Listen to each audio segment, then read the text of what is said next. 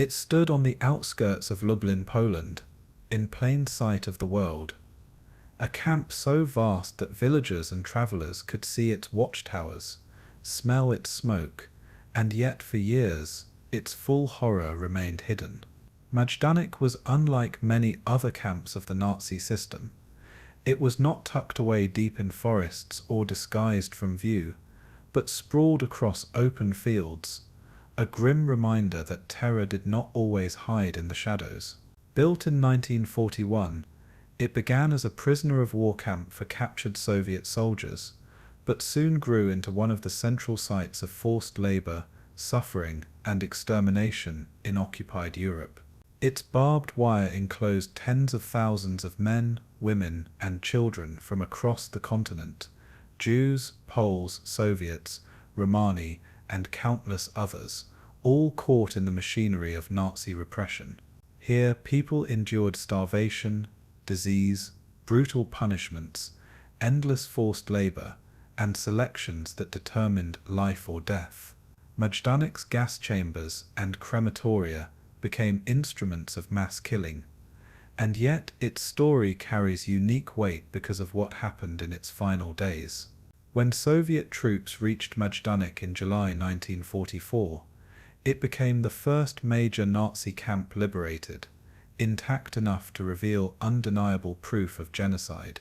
The world saw the piles of shoes, the barracks still full of prisoners, the crematoria still reeking of ash. In that moment, denial was impossible. Tonight, as you listen, we will journey through the rise, the daily life, the horror, the liberation, and the legacy of Majdanek, a camp that became both a site of atrocity and a turning point in global understanding of the Holocaust. So settle in, let history unfold, and as always, tell us in the comments where you are tuning in from, and what time it is for you. Your voices help keep memory alive and this community growing. In the summer of 1941, the German invasion of the Soviet Union, codenamed Operation Barbarossa, drastically altered the landscape of occupied Poland. Within weeks, millions of Soviet soldiers had been captured, creating a logistical nightmare for the Wehrmacht and the SS. Heinrich Himmler, head of the SS and architect of Nazi terror, seized the moment to expand the Reich's network of camps into eastern territories. He looked toward Lublin, a city in the general government, as an ideal location for a new complex of imprisonment and extermination. Lublin was geographically central, lying at the crossroads of occupied Poland's rail networks, making it accessible for deportations from across Europe. The Nazis also considered its proximity to the Soviet front lines an advantage, as it allowed rapid construction using Soviet prisoners of war. Himmler envisioned the site not merely as a prison, but as a multi-purpose camp, a place of forced labor, a holding center, and ultimately a death facility. In October 1941, the official order was given to establish what would become Konzentrationslager Lublin, later known as Majdanek. The plan called for a massive facility that could eventually hold 50,000 prisoners, dwarfing earlier camps in scale. This ambition reflected the radicalization of Nazi policy from repression to mass annihilation. From the very beginning, Majdanek was conceived as a cornerstone of German domination in the East. Its creation marked the transformation of Lublin into a hub of the Holocaust machinery. The decision to build Majdanek in Lublin was not random, but carefully calculated. Lublin was already the administrative center of Odilo Globoknik, the SS and police leader of the Lublin district, who would later mastermind Operation Reinhard. The area was surrounded by open fields and farmland, making it easy to construct a vast camp with space for expansion.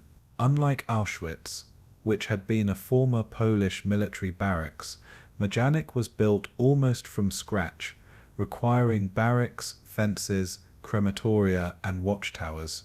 Its proximity to Jewish ghettos, such as Lublin and Łódź, ensured a steady stream of victims.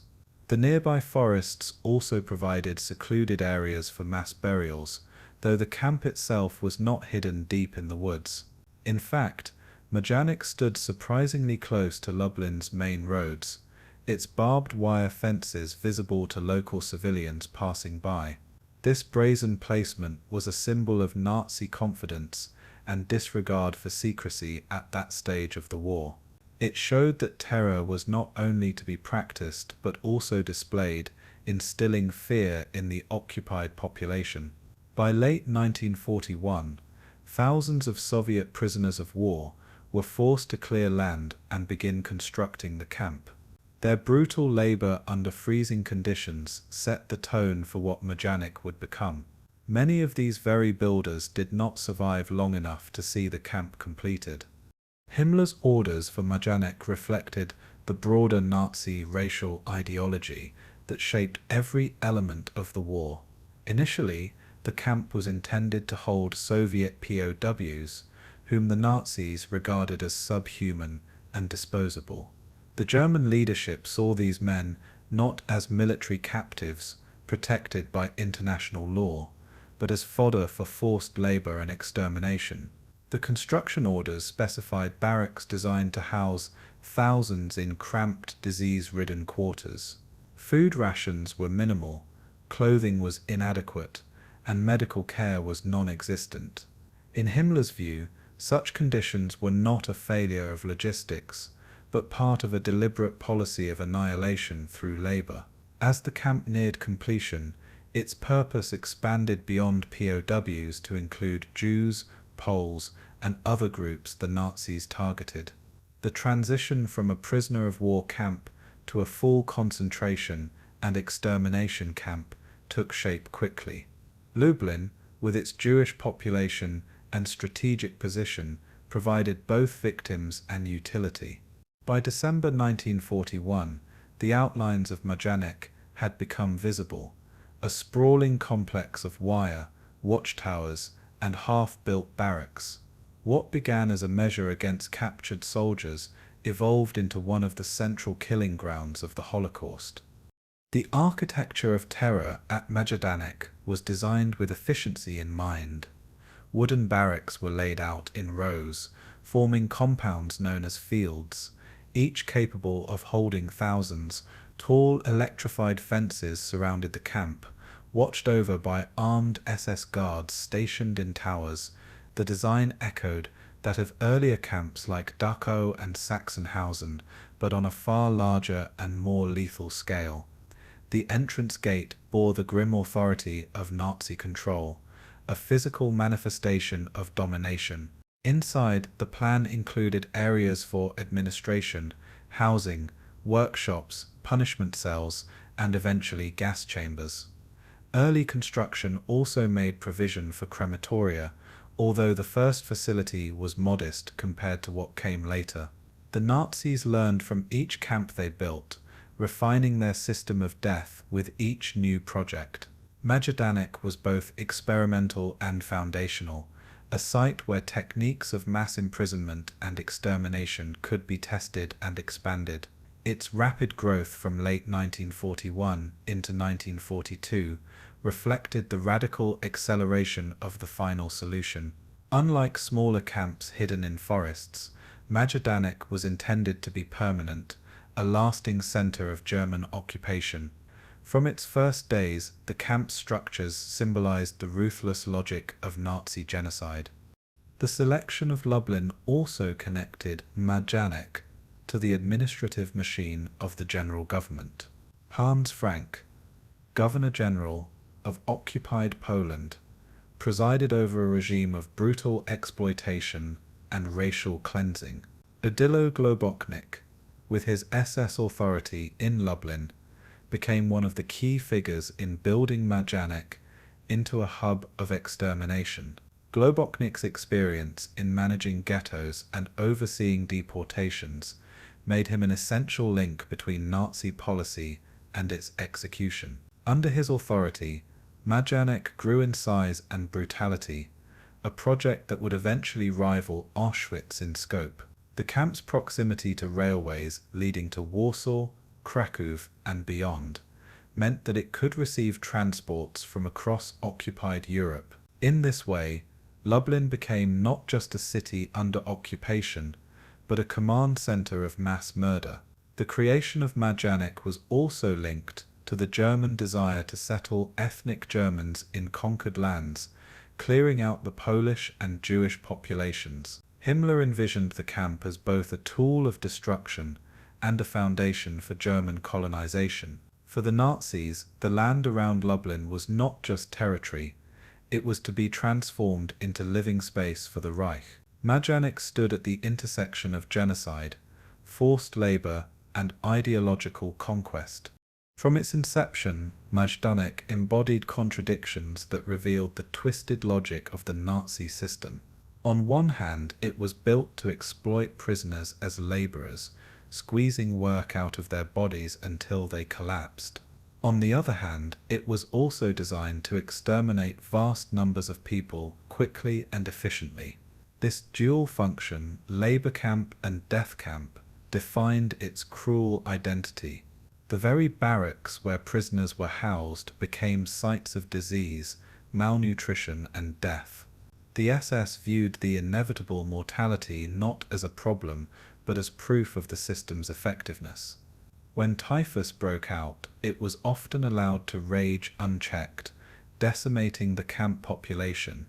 In the Nazi worldview, these deaths were not tragedies but confirmations of racial ideology. For those who entered Majdanek, survival was rarely more than a temporary reprieve. The camp was built to absorb victims in endless streams, process them through work and killing, and discard their remains into mass graves or crematoria. By late 1941, Majdanek was already functioning as a machine of death. It had begun to fulfill the orders of Himmler, turning racial hatred into physical destruction. The origins of Majdanek also reveal the speed at which the Nazi regime adapted its plans to the escalating war. When Operation Barbarossa began, Nazi leaders still debated the exact methods of annihilation. Within months, however, improvised shootings gave way to camps designed for industrial-scale murder. Majdanek was an early product of this transition, bridging the gap between improvised mass killings and systematic extermination. It represented the shift from decentralized violence to centralized genocide. The decision to establish Majdanek in late 1941 was therefore not just logistical, but ideological, reflecting the radicalization of the Nazi state. What had begun as a war of conquest became a war of annihilation, with camps like Majdanek at the center. Unlike Treblinka or Sobibor, which were secret death camps hidden deep in forests, Majdanek was in plain sight of civilians. Its openness reflected both Nazi arrogance and the indifference of a terrorized population. The camp's early history shows how genocide could be normalized, integrated into the landscape of occupation. By 1942, Majdanek was fully operational, and the machinery of mass murder had been set in motion. The birth of Majdanek marked the beginning of a new chapter in the Holocaust. It was not the first camp, nor would it be the last, but it embodied the scale and ruthlessness of Nazi ambition. Its origins in 1941 tied it directly to the radicalization of war on the Eastern Front. The decision to build it near Lublin reflected both practical considerations and ideological goals.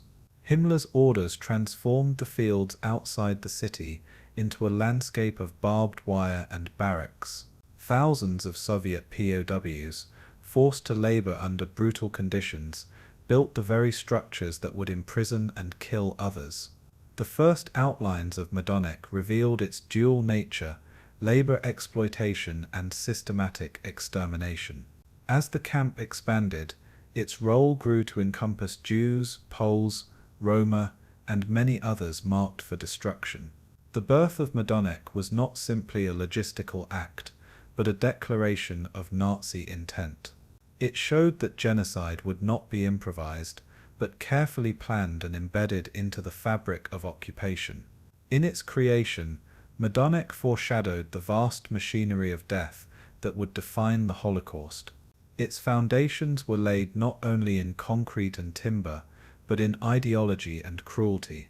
When Heinrich Himmler gave the order to establish a major new camp at Lublin, the task of construction fell immediately upon the most expendable labor force available, captured Soviet prisoners of war. By late 1941, tens of thousands of these men had been rounded up during the initial months of Operation Barbarossa. They were starved, beaten, and marched into the Lublin district to begin digging foundations for what would soon become Majdanek. Under the supervision of SS engineers, they cleared fields, cut timber, and hauled heavy materials with their bare hands. These Soviet prisoners were given no tools beyond the most basic shovels and picks, and often they were forced to carry loads on their shoulders until exhaustion broke their bodies. Disease swept through the improvised work camps, and guards deliberately withheld food to weaken resistance. Every day, dozens collapsed and were left to die where they fell, their corpses collected only at night. In this way, the very building of Majdanek was itself an act of mass murder, as the construction consumed the lives of those who raised its walls. The German overseers cared little for efficiency. Their goal was to terrorize and dehumanize while extracting maximum labor. The snow of winter 1941 mixed with the mud of thawing ground and the blood of the laborers. What rose from this cruelty was not a barracks complex alone, but the architecture of a death machine. From the start, Majdanek was built upon corpses. The camp's physical layout followed the typical SS design, but on an unprecedented scale. The site was divided into fields, each consisting of rows of wooden barracks enclosed by high barbed wire fences. Watchtowers were placed at regular intervals, each manned by guards armed with machine guns and rifles. These towers provided overlapping fields of fire, ensuring that escape was nearly impossible. The barracks themselves were long, narrow structures, crudely built from timber and tar paper, with no insulation against the harsh Polish winters. Each one could house hundreds of prisoners crammed onto wooden bunks stacked 3 levels high. Between the barracks ran muddy lanes that quickly turned into cesspools during rain, adding to the misery of camp life. At the heart of the camp lay administrative buildings, where SS officers coordinated the daily routines of terror. Beyond these stood punishment cells, places of interrogation, and storage facilities for confiscated prisoner property. The crematoria were deliberately positioned near the execution sites, ensuring efficiency in disposing of bodies. Majdanek's design was both functional and symbolic, projecting control while enabling industrial-scale brutality. Every section of the camp was built with the singular goal of breaking human beings physically and spiritually. The fences that encircled Majdanek were themselves instruments of psychological warfare. Tall barbed wire barriers were strung with electrified cables, carrying currents strong enough to kill instantly. Prisoners quickly learned that contact with the fence meant certain death, though for some the thought of a quick end was preferable to slow torment. Alongside the electrified barriers stood double rows of barbed wire, creating wide killing zones that were lit by floodlights at night. German shepherd dogs patrolled with their handlers, further discouraging escape. The fences were constantly reinforced, as SS officers feared uprisings similar to those that had erupted in other camps.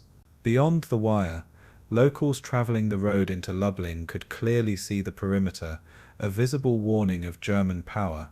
For the SS, the very visibility of Majdanek was a weapon of intimidation against the civilian population. Unlike secret extermination sites such as Belzec, Majdanek projected its terror openly. The fences did not merely contain bodies but confined hope, reminding prisoners daily of the impossibility of flight. In time, the barbed wire and towers became as dreaded as the crematoria. They were the ever-present symbols of a world from which there was no return. The barracks constructed by the Soviet prisoners were more than shelters. They were cages of despair. Each barrack measured over 30 meters in length, with rows of triple bunks packed so tightly that there was barely room to stand. Prisoners slept side by side, often sharing a space meant for one with 2 or 3 others. There was no heating in winter and little ventilation in summer, creating unbearable conditions year-round. Lice, fleas, and rats thrived in the filth, spreading typhus and other diseases that ravaged the camp population. Buckets served as latrines at night, filling the air with stench, while by day prisoners were herded to inadequate wash facilities.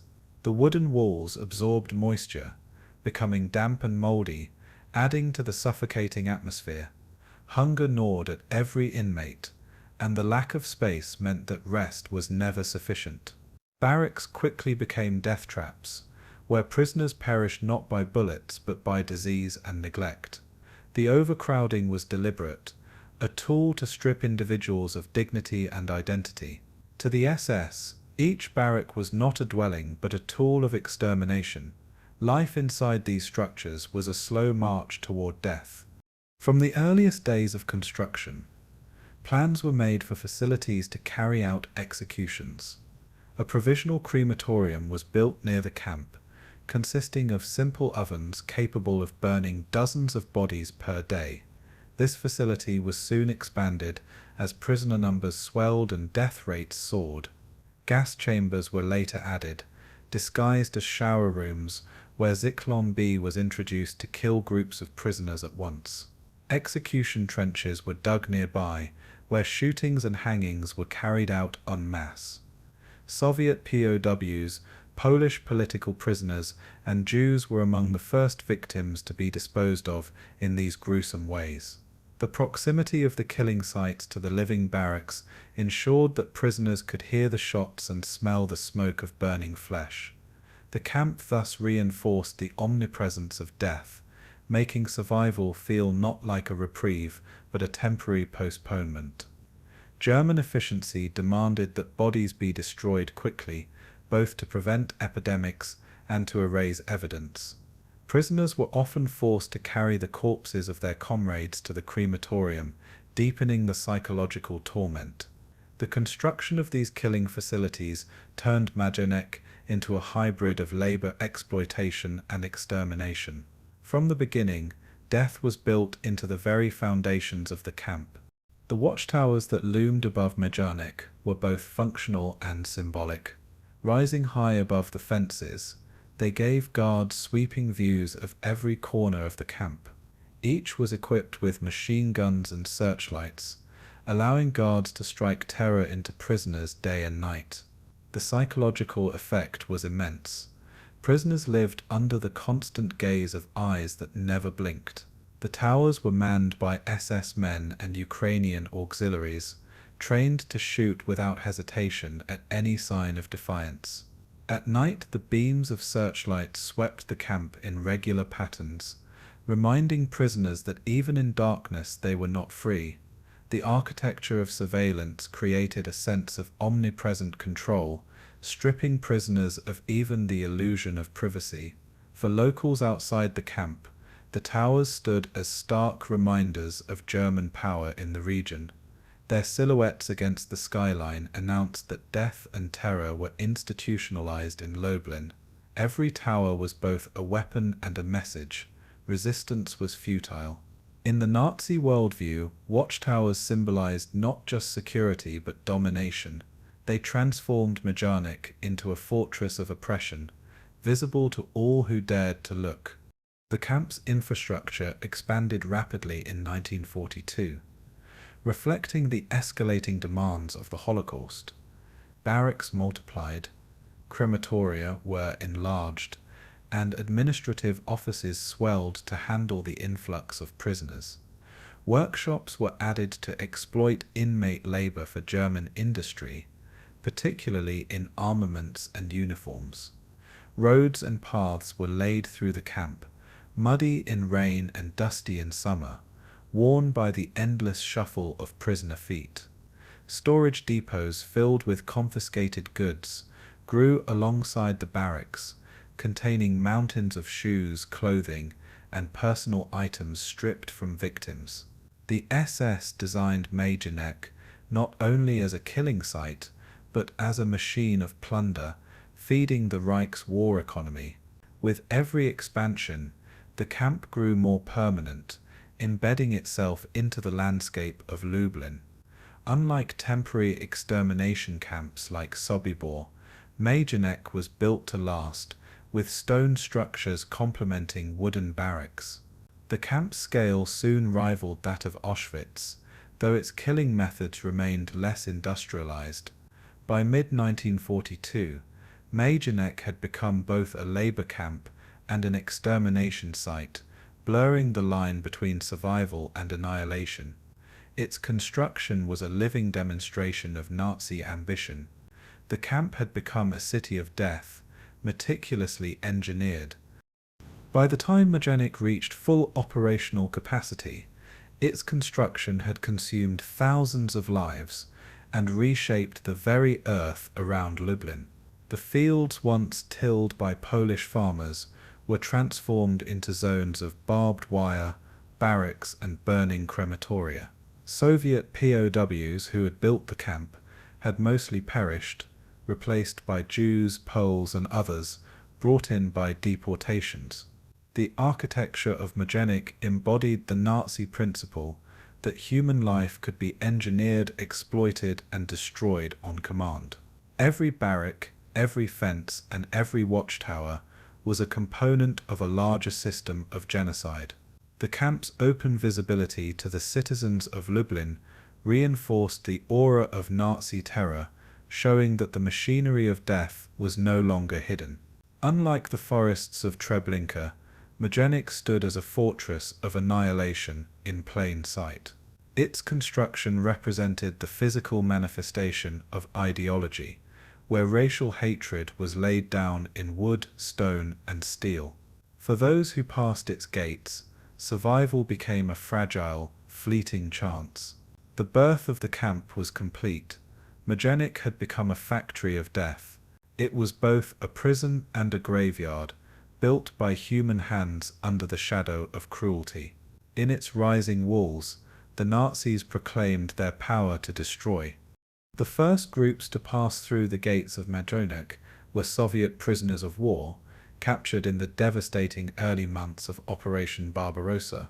These men, already weakened by long marches and brutal conditions, were herded into the unfinished camp in late 1941.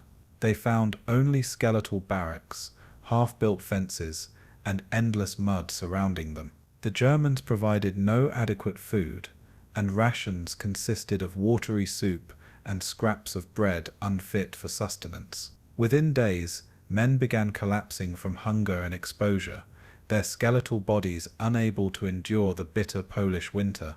Disease spread rapidly as lice and filth infected the already weakened Podod. Guards showed no sympathy. Instead, they mocked the prisoners and beat those too weak to stand. Execution squads targeted individuals at random, often shooting men simply to demonstrate power. These Soviet Pododos were expendable in the eyes of the SS, used to test the camp's machinery of death. They dug trenches, carried timber, and built barracks, only to be killed once their labor was complete. Their arrival set the pattern of extermination through work and neglect. Majdanek had begun its grim function not with Jews, but with the men of the Red Army. The Soviet prisoners endured conditions so appalling that their survival was measured in weeks, not months. Barracks were overcrowded, with men packed together in freezing quarters with no heating. They lay on wooden planks without straw, their bodies shivering through endless nights.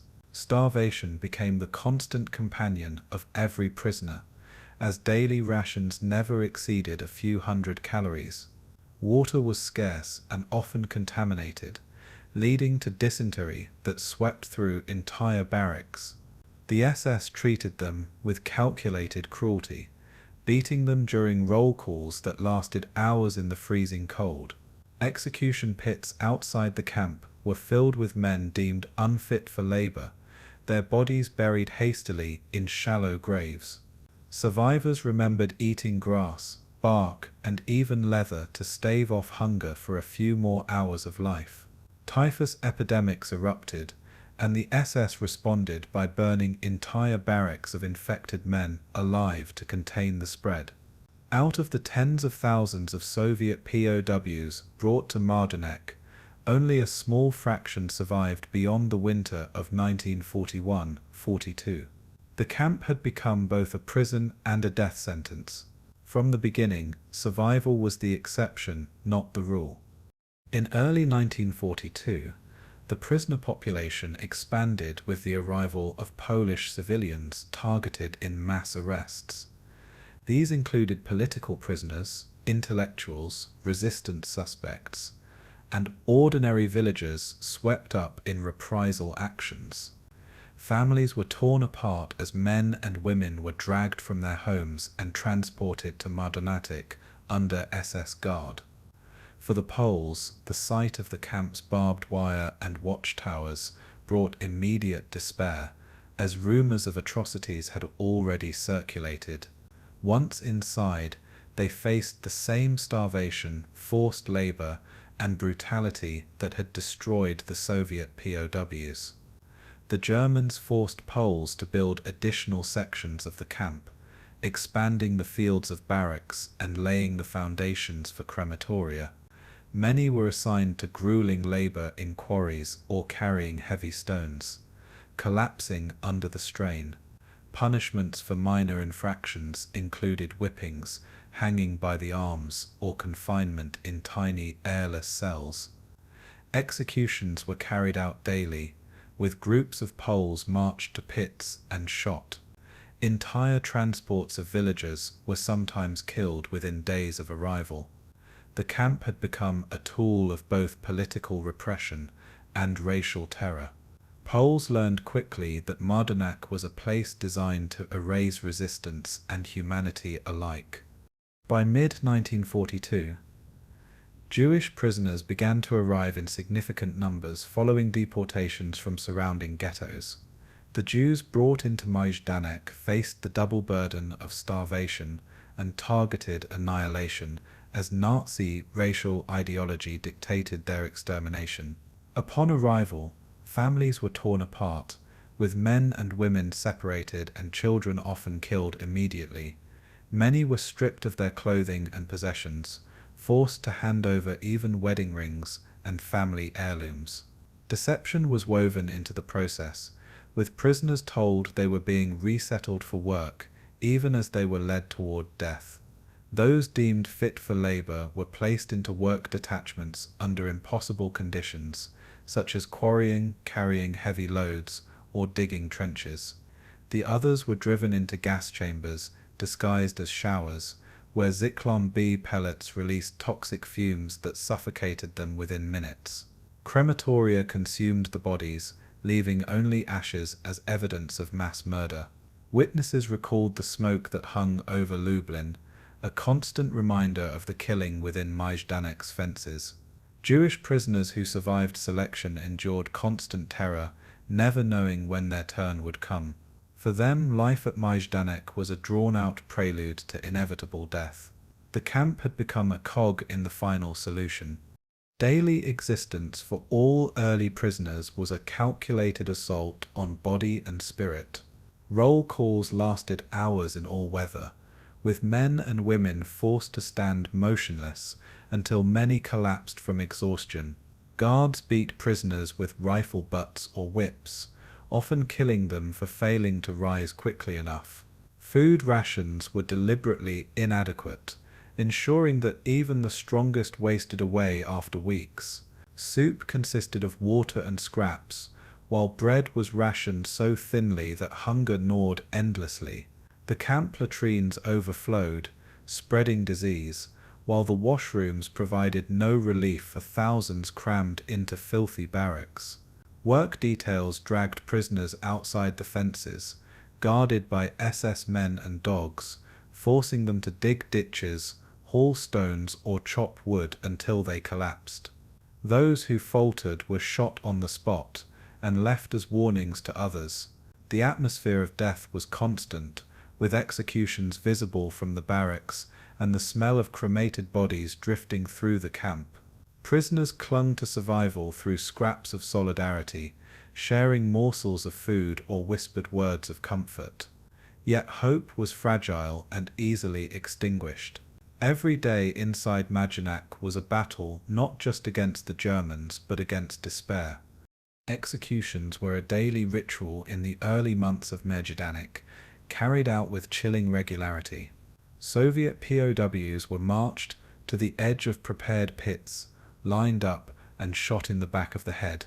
Polish civilians were hanged from gallows, erected in full view of others, their bodies left as warnings. Jewish prisoners were driven to gas chambers, stripped of clothing, and herded into sealed rooms where Zyklon B or carbon monoxide ended their lives. Guards treated these killings as routine, performing them with mechanical indifference. The executions were often carried out in batches, with trucks unloading victims directly into killing sites. At times the killings were public, designed to terrorize those left alive. Prisoners who tried to resist or escape were brutally tortured before death, their screams echoing through the camp. The SS kept meticulous records of executions, though the numbers quickly rose into the tens of thousands. Majdanek's fields became cemeteries, its soil filled with the remains of thousands of nameless victims. The efficiency of murder was matched only by its cruelty. For those first prisoners, every day was haunted by the certainty of imminent death. Conditions of starvation and brutality produced scenes of unimaginable suffering. Prisoners resorted to eating grass, roots, or rats to fill their empty stomachs. Many drank filthy water from puddles, risking disease just to quench their thirst. Barracks became places of death, where the sick and dying lay beside the barely living. Guards forced prisoners to drag corpses outside each morning, stacking them like firewood. Diseases like typhus, dysentery, and tuberculosis claimed hundreds of lives in waves of epidemics. The SS showed no concern for the spread of infection, except when it threatened their own men. Then entire barracks were burned with prisoners still inside, incinerated to contain outbreaks. The cruelty of these measures demonstrated that extermination was not limited to bullets or gas. It included calculated neglect. Prisoners who survived spoke of nights filled with moans and whispers of men dying around them. For many, death came not with violence, but with silence. The camp had turned deprivation into another weapon. Hunger and disease were as deadly as any execution squad. The first months of Majdanek forged its reputation as a place of relentless death and despair. Soviet POWs perished by the tens of thousands, their bodies filling trenches before winter had ended. Polish civilians disappeared into its barbed wire fields, silenced for defiance, or simply for existing under occupation. Jewish prisoners began to face industrialized extermination, their lives extinguished in chambers disguised as showers. All groups endured starvation, beatings, and endless labor under the eyes of guards who viewed them as less than human. Survivors later described the camp as a world without mercy, where cruelty was the only constant. The conditions of these early months set the template for Majdanek's future operations. It was a hybrid camp, part labor camp, part extermination site, and wholly a tool of terror. From the outset, it functioned not as a prison, but as a killing ground. By early 1942, Majdanek had already consumed tens of thousands of lives. It was no longer an experiment, but a fully realized mechanism of genocide.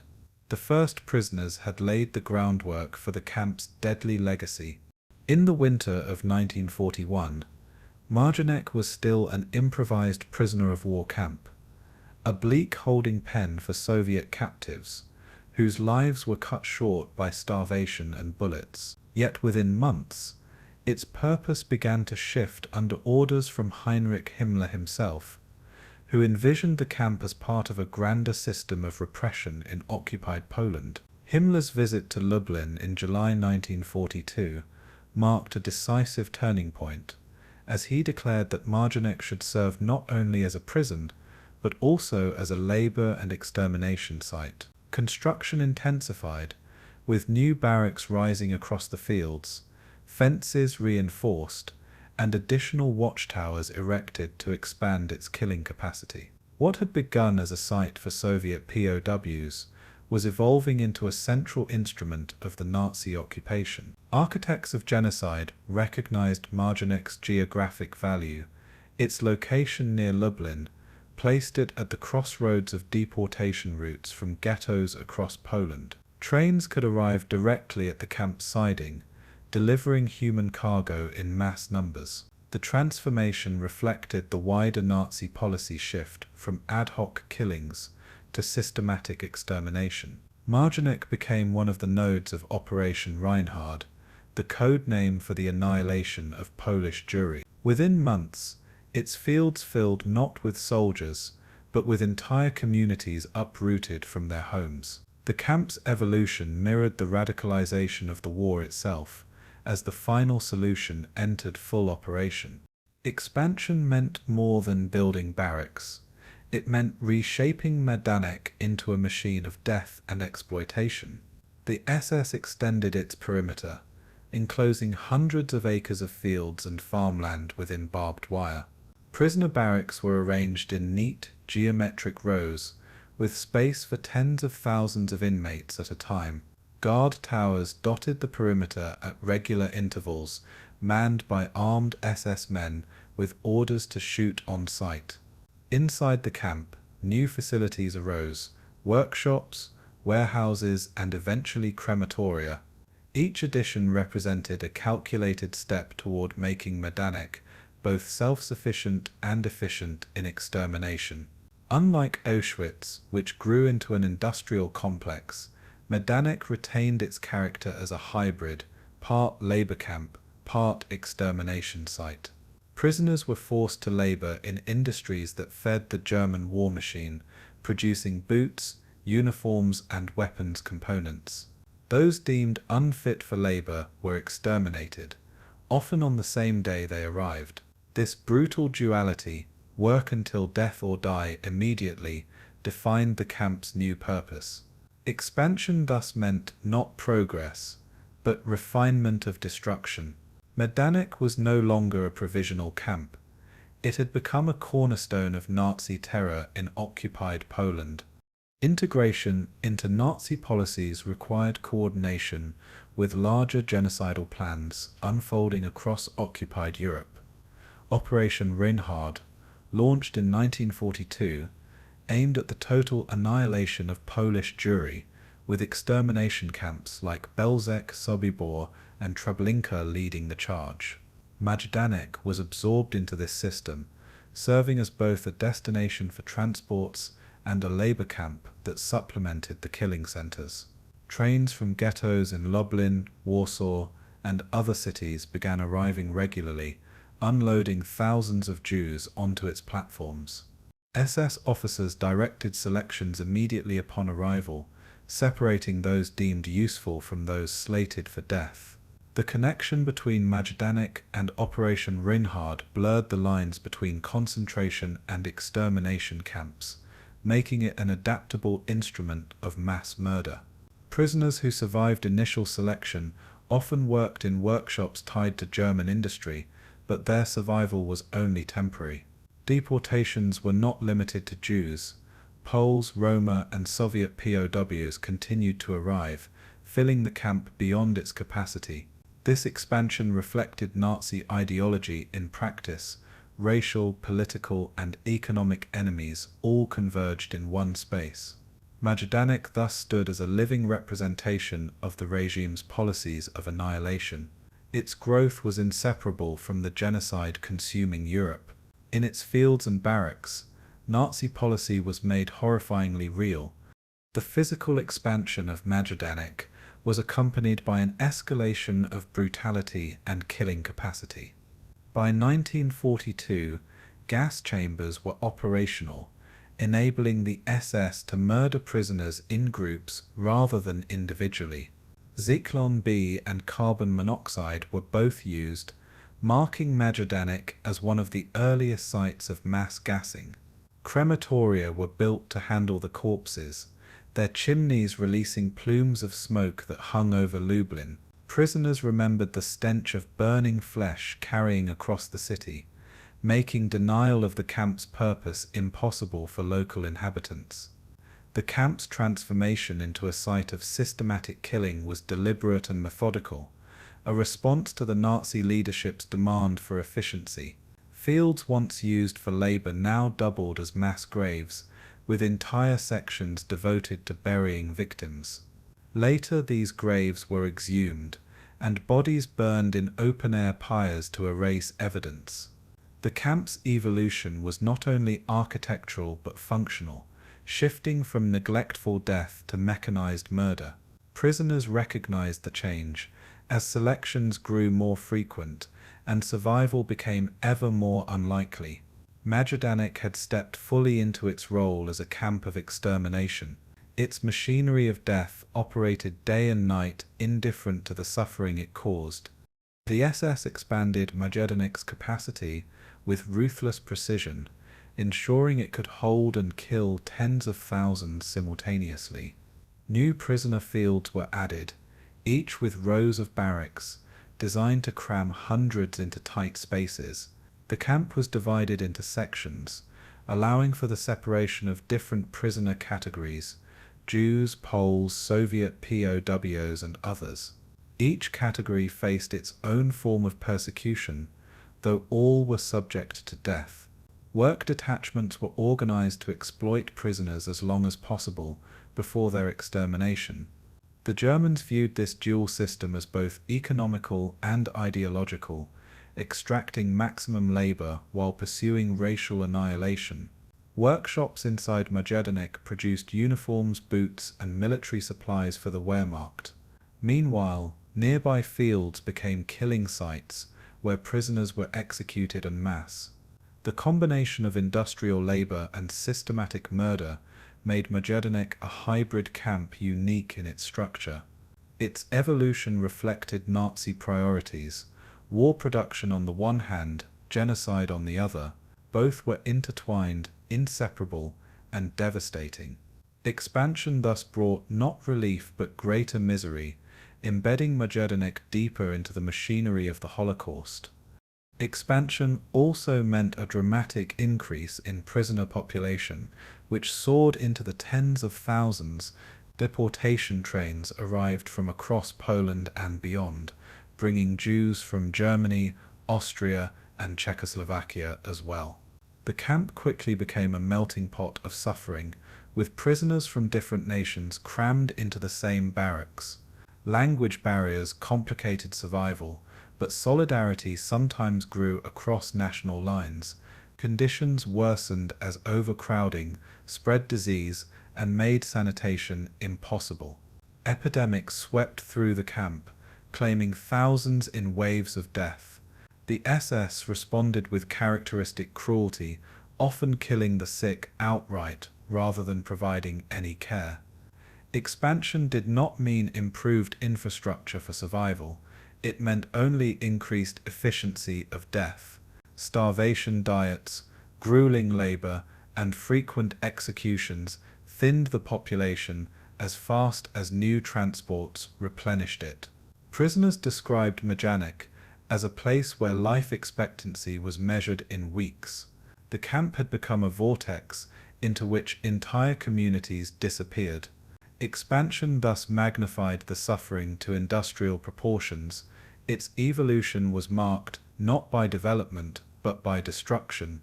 The integration of Majdanek into the Nazi system made it both a regional and symbolic center of terror. Located on the outskirts of Lublin, it was visible to the local population, a daily reminder of Nazi domination. Smoke from its crematoria was seen by thousands, and the cries of prisoners sometimes carried into nearby villages. Unlike remote camps such as Treblinka, Majdanek's proximity to a major city made its purpose undeniable.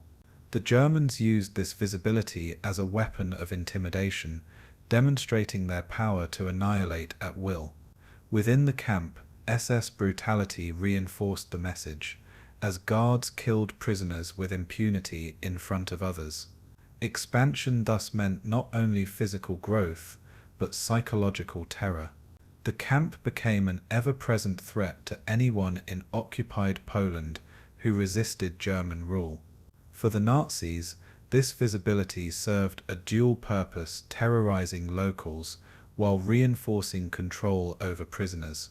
Majdanek's evolution into a death camp was therefore both practical and symbolic.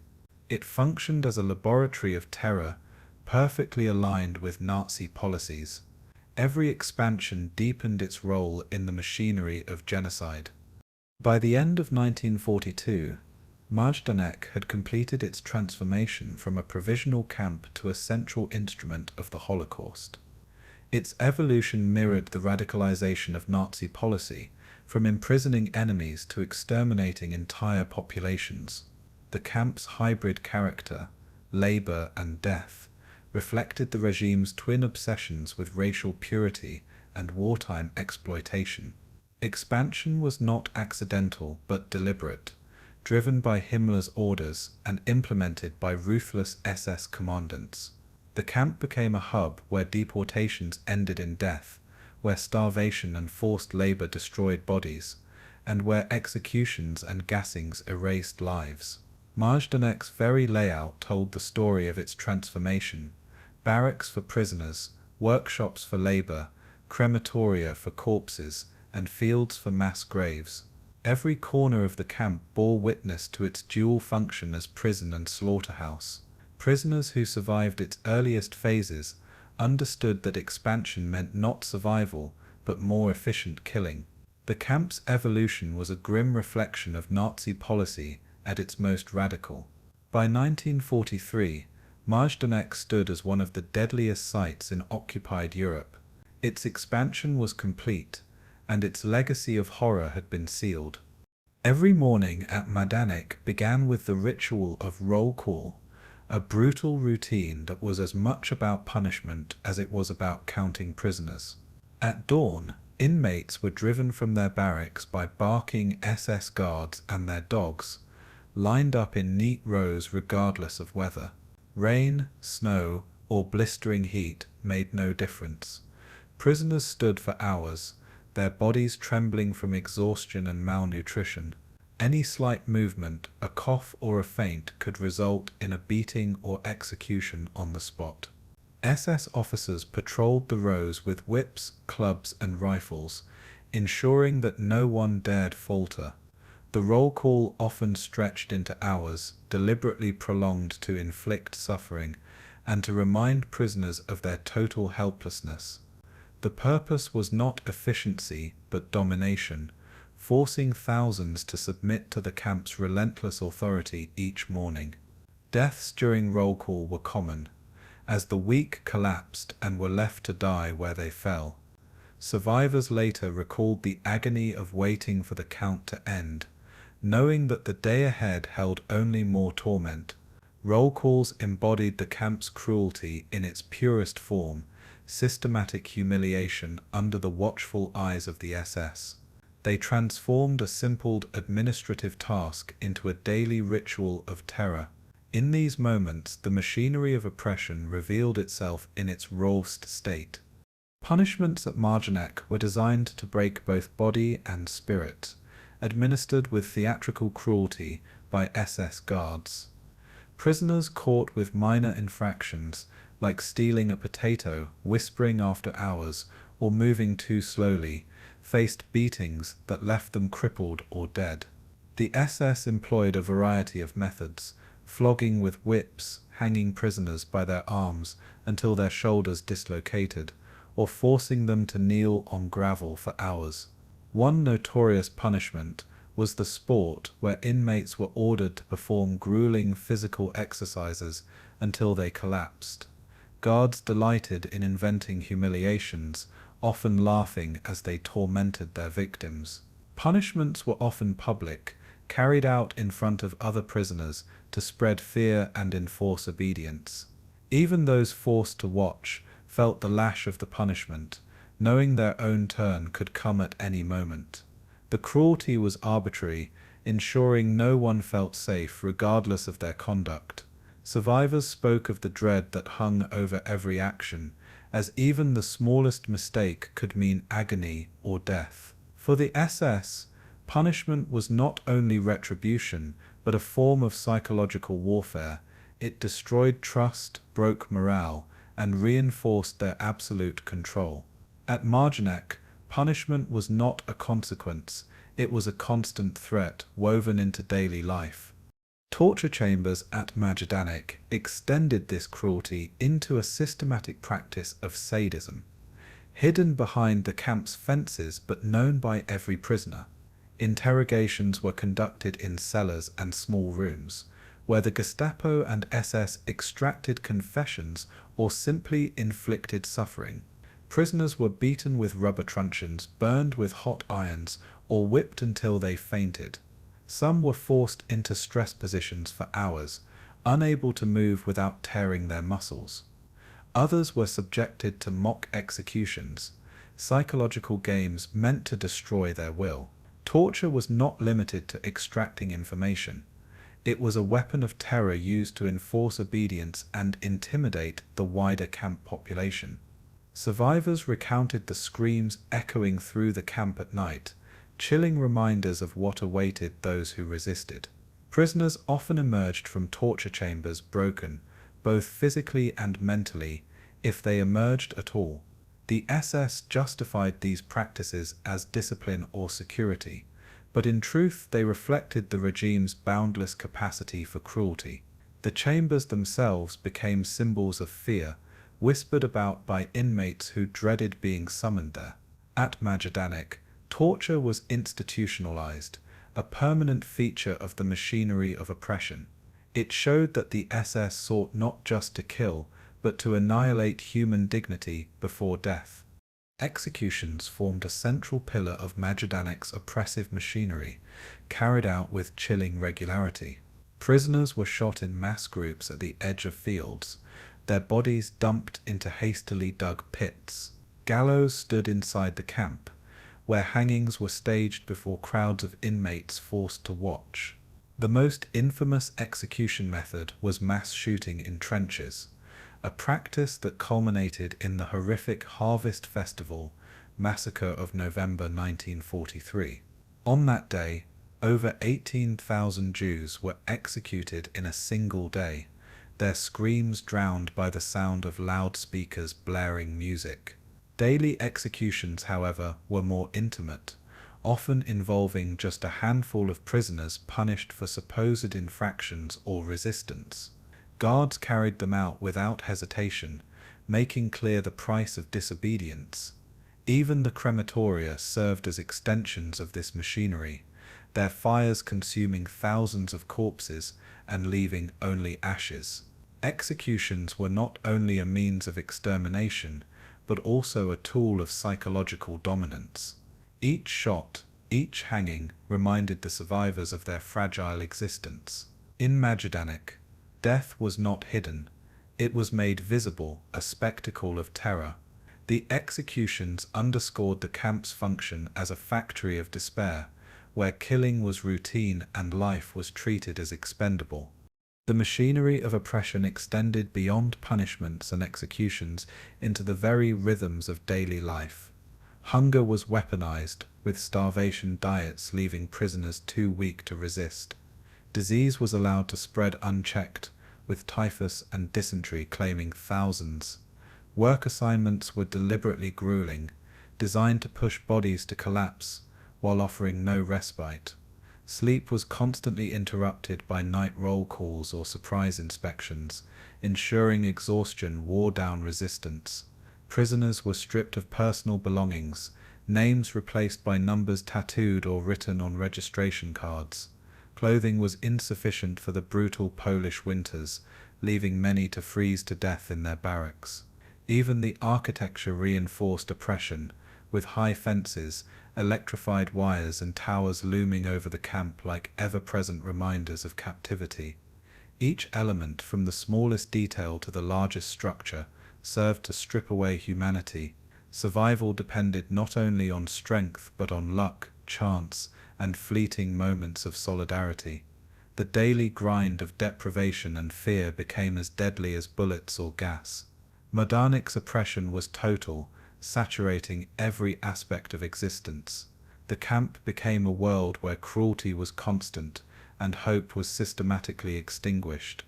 SS brutality was embodied in the guards, who carried out this machinery of oppression with sadistic zeal. Many were ordinary men and women transformed by Nazi ideology into instruments of terror. Their authority was absolute, and they wielded it with merciless enthusiasm. Dogs trained to attack prisoners became extensions of their cruelty, set upon inmates for sport. Female guards, such as those drawn from the SS Auxiliary Corps, gained notoriety for their viciousness toward women prisoners. Survivors spoke of guards who took pleasure in inventing new ways to torment their captives. Some guards maintained a facade of routine, carrying out orders with cold efficiency, while others reveled openly in sadism. Bribery, favoritism, and corruption added another layer of unpredictability, as guards extorted prisoners for scraps of food or minor privileges. This arbitrariness intensified the terror, since no one could predict when cruelty would strike. The SS transformed Majdanek into a place where oppression was personalized, where each guard became an embodiment of the regime's violence. The brutality of individuals fused with the system to create an atmosphere of relentless fear. It was in this combination of systemic policy and personal sadism that the true machinery of oppression thrived. At Majdanek, cruelty was not an exception. It was the rule. For prisoners, the machinery of oppression meant living in a constant state of dread, never knowing when or how the next blow would fall. Survival strategies often centered around invisibility, blending into the crowd during roll call, avoiding eye contact with guards, and working without drawing attention.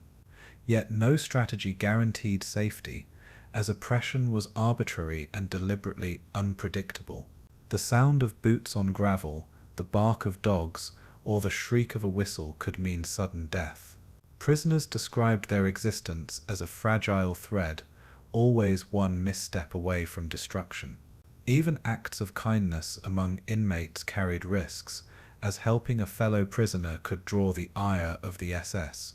Hope was systematically crushed, replaced with the grinding certainty that the camp's machinery spared few. The psychological toll was immense, leaving survivors haunted long after liberation. For many, the camp was not only a place of physical suffering, but of enduring trauma that lingered for decades. The machinery of oppression worked not only to kill, but to break spirits. It turned human beings into shadows of themselves, surviving in a world designed to erase them. At Majdanek, oppression was as pervasive as the air the prisoners breathed.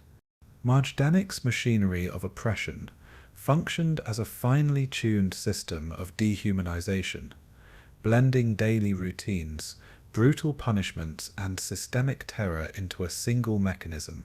Roll calls, punishments, torture, and executions were not isolated acts, but interconnected elements of the same oppressive structure. The camp's very design reinforced this, with its fences, barracks, and crematoria woven into a landscape of control. The SS operated not only through orders from above, but through the constant reinforcement of terror in every moment of camp life. Prisoners endured this machinery in silence, bearing witness to its horrors even as many were consumed by it.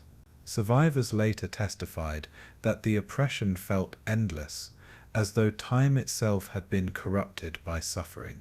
The machinery left scars on the body and soul, shaping memories that could never fade. Each element of oppression reinforced the others, ensuring no escape from fear. Majdanek's brutality thus transcended individual acts, becoming an all-encompassing system. The camp embodied the Nazi regime's obsession with domination, control, and annihilation. In its machinery of oppression, Majdanek revealed the depths of human cruelty when ideology and power converge. It stood as both a prison and a weapon, engineered to destroy utterly. Majdanek was unique among Nazi camps in that it combined multiple killing methods, but its gas chambers stood at the heart of its extermination machinery. Constructed of brick and concrete, these chambers were deceptively ordinary in appearance, yet they were designed for industrial-scale killing. Prisoners brought into them often believed they were entering for delousing or showers, a deception perfected by the SS. Inside, small openings in the ceiling or walls allowed guards to drop or pump in poison gas. At Majdanek, two main agents were used: Zyklon B, the crystalline pesticide infamously employed in Auschwitz, and carbon monoxide, administered through cylinders. The chambers varied in size, some capable of holding dozens at a time, others designed for smaller groups. Guards controlled the flow of gas from outside, watching through peepholes as the victims succumbed. The walls were soon scratched with fingernail marks, haunting evidence of desperate struggles for breath. The chambers were utilitarian, built for efficiency rather than concealment, which distinguished Majdanek from more secretive facilities like Chelmno. Their location near the crematoria ensured a swift disposal of bodies. From the start, these gas chambers embodied the camp's dual purpose of extermination and intimidation. They were not hidden. They were a constant reminder to every prisoner of the fate that awaited. The process leading to the gas chambers was as cruel as the act itself, choreographed to maintain deception and minimize resistance. Prisoners selected for death were told they would be disinfected or showered, a lie that offered a brief glimmer of false reassurance. They were stripped of all possessions, clothing, and sometimes even hair, under the guise of hygienic procedure. Guards shouted commands, often accompanied by the snapping of dogs' jaws and blows from rifle butts, herding people toward the killing rooms. Victims included Jews deported from ghettos, Soviet POWs, Poles accused of resistance, and others deemed unfit for labor. Once undressed, groups were pushed into the chamber, the heavy door slammed shut behind them. The sealed rooms became tombs within seconds, as Zyklon B pellets released hydrogen cyanide gas when exposed to air. Alternatively, carbon monoxide cylinders were connected to pipes, filling the chamber with odorless poison. Panic erupted inside, with victims clawing at walls, collapsing atop one another in desperate attempts to find air. The process rarely lasted more than 15 minutes, but its horror lingered forever in the memories of survivors who heard the screams from nearby barracks. The SS carried it out with mechanical detachment, treating death as routine. To them it was a job, but to the prisoners it was the ultimate nightmare come alive. Zyklon B, the cyanide-based pesticide first developed for fumigation, became a weapon of genocide at Majdanek. Guards poured the pellets into small chutes or hatches that allowed them to fall onto the chamber's floor or onto heated surfaces to accelerate evaporation. The gas spread quickly, binding to the blood of its victims and suffocating them from within. Survivors outside recalled the muffled pounding on walls and the fading cries as the poison did its work. Zyklon B was favored for its speed and effectiveness, but also for the minimal physical risk it posed to the SS administering it. The victims had no chance once the bluish crystals were released, and death came faster in crowded chambers where oxygen was already depleted. Autopsies later revealed the telltale pink coloration of skin and lungs, a grim signature of cyanide poisoning. Zyklon B linked Majdanek to Auschwitz, creating a shared technological method of mass killing. But unlike Auschwitz, Majdanek's chambers were located within sight of Lublin's outskirts, making their existence harder to deny. Local civilians sometimes smelled or saw the evidence, though fear kept many silent. In this way, Zyklon B at Majdanek was both a tool of murder and a symbol of the regime's audacity. It was genocide in plain sight. Carbon monoxide, another killing agent, had its own deadly role at Majdanek. Delivered from pressurized cylinders, it was pumped into chambers where victims awaited their suffocation. Unlike Zyklon B, carbon monoxide had been used since the earliest euthanasia programs in Germany, where it was employed in killing disabled individuals under Action T4. At Majdanek, the gas was colorless and odorless, offering no warning to its victims. Death was slower than with Zyklon B, often accompanied by dizziness, convulsions, and a gradual fading of consciousness. Guards preferred this method in certain chambers, citing its availability and the relative silence it caused among victims. The combination of gases gave the camp flexibility, ensuring the extermination process was never interrupted by supply shortages. Witnesses later testified that the SS treated the switching of gas types as a technical matter, devoid of moral consideration. The effect on the victims, however, was equally devastating. Families perished together in the dark, their final moments filled with terror and confusion. The use of carbon monoxide at Majdanek linked it to earlier stages of Nazi mass murder, showing the continuity of methods from euthanasia centers to death camps. It also underlined the chilling bureaucratic mindset of the perpetrators. Killing was a procedure, not an event, adaptable to circumstance, but unchanging in its purpose. The physical aftermath of gassings was horrific, and the task of dealing with corpses fell to forced labor units known as Sonderkommandos. After the gas dissipated, SS men opened the chamber doors, releasing a wave of suffocating stench and revealing tangled piles of bodies. Victims were often discovered clutching one another, children wrapped in their mothers' arms or hands frozen in claw-like positions from their final struggle. Sonderkommandos were forced to disentangle the corpses, strip them of any hidden valuables, and drag them toward the crematoria. Gold teeth were pried from jaws, hair was shaved from women's heads, and rings or earrings were removed. The bodies were then burned in ovens, or, during periods of overflow, in open-air pits dug nearby. These laborers knew they were temporary tools, fated to be executed themselves once their work was deemed complete. Their testimonies after the war remain among the most harrowing accounts of Majdanek's gas chambers. They recalled the unbearable psychological toll of handling bodies of their own people, sometimes even relatives or neighbors. The SS reduced them to unwilling participants in the machinery of genocide, weaponizing survival against morality.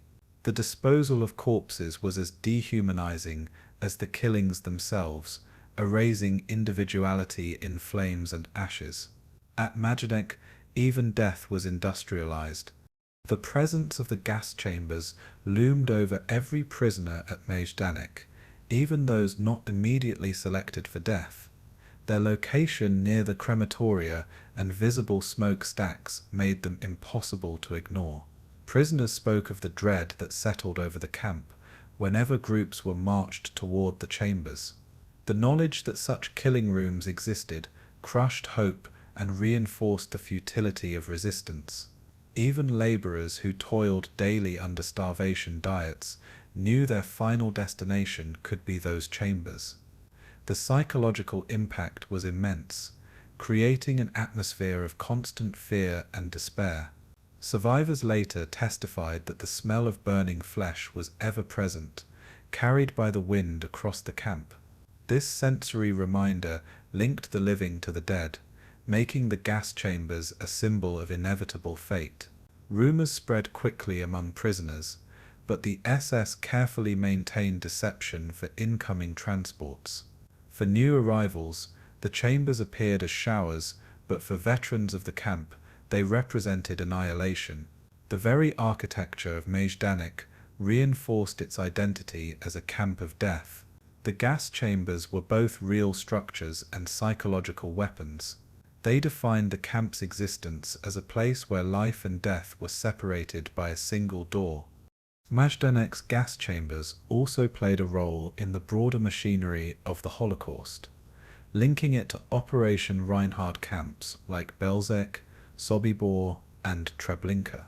While those camps relied exclusively on gas chambers for extermination, Majdanek combined forced labor with mass killing. This dual function made it one of the most versatile instruments of genocide in the Nazi system.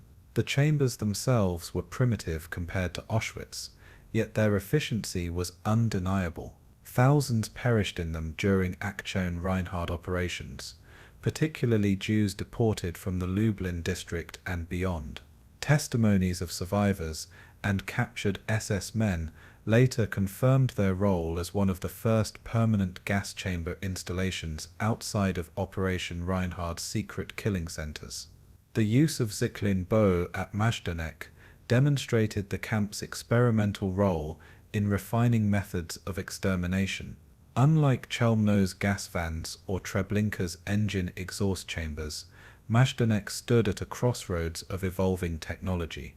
Its gas chambers symbolized both continuity and innovation in Nazi killing methods. They were crude in design but devastating in effect. In them, one can trace the trajectory of Nazi genocide from improvised experiments to industrial annihilation. Majdanek's chambers were both prototype and proof of concept for mass extermination. They embodied the regime's relentless pursuit of efficiency in death. After the war, Majdanek's gas chambers became among the most tangible evidence of Nazi crimes, preserved almost intact. Unlike Auschwitz, where much was destroyed before liberation, Majdanek fell into Soviet hands, largely undismantled. Investigators found the chambers, Zyklon B canisters, and even corpses in crematoria ovens, a chilling testament to the genocide. Survivor testimonies, combined with physical evidence, left little doubt about the chamber's function. Trials of SS personnel highlighted their role, though many perpetrators claimed ignorance or minimized their participation. The chambers have since been preserved as memorial sites, their bare walls still scarred by the desperate scratches of victims. Visitors walking through them today encounter the raw reality of industrial murder. They are silent witnesses to the crimes, echoing the final moments of countless lives. Majdanek's chambers thus serve as both historical proof and moral reminder. They remind us that genocide was not an abstraction, but a concrete system built of bricks, steel doors, and poison gas. The lessons they carry endure across generations. In their silence, they speak volumes about the depths of cruelty and the importance of remembrance. At Majdanek, the gas chambers remain monuments to both atrocity and memory. Majdanek was not only a place of extermination, but also a center of exploitation, where forced labor became another instrument of Nazi brutality.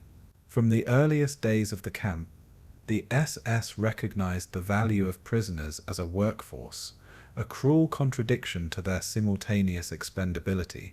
Barracks once meant for housing were converted into makeshift workshops, where men and women toiled under constant guard. They stitched uniforms, mended boots, and produced goods for the German war effort, often with nothing but their bare hands and crude tools.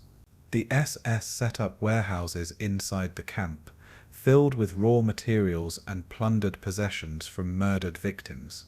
Every item that arrived at Majdanek, from coats and shoes to hair shorn from corpses, could be transformed into something of value for the Reich.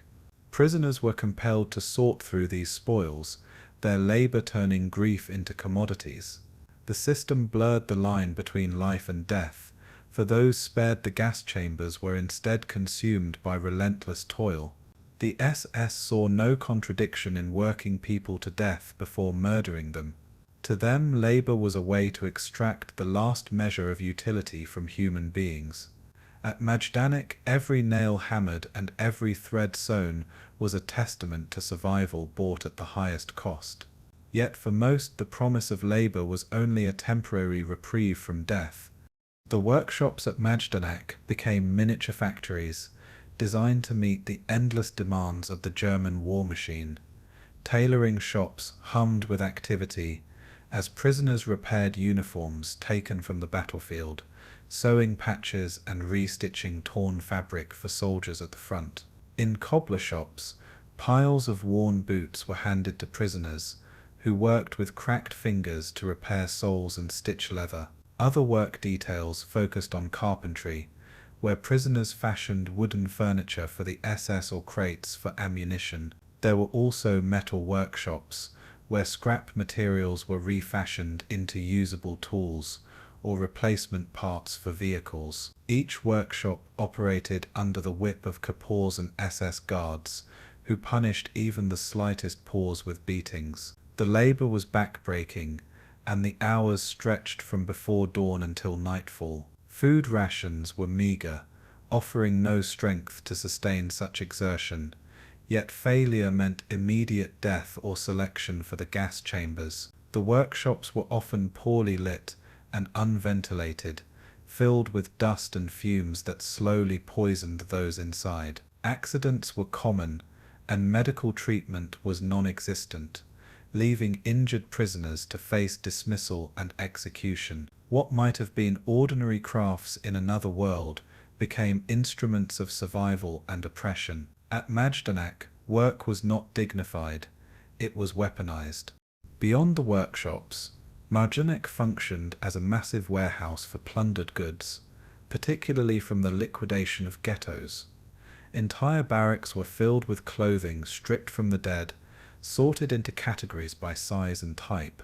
Prisoners were forced to handle mountains of garments, shoes and household items, often recognizing belongings from their own communities. One warehouse was known as the Canada, a cruel nickname suggesting abundance, where goods were stacked high in piles reaching the rafters. From this storehouse, trains carried sorted items to Germany, feeding a nation profiting from genocide.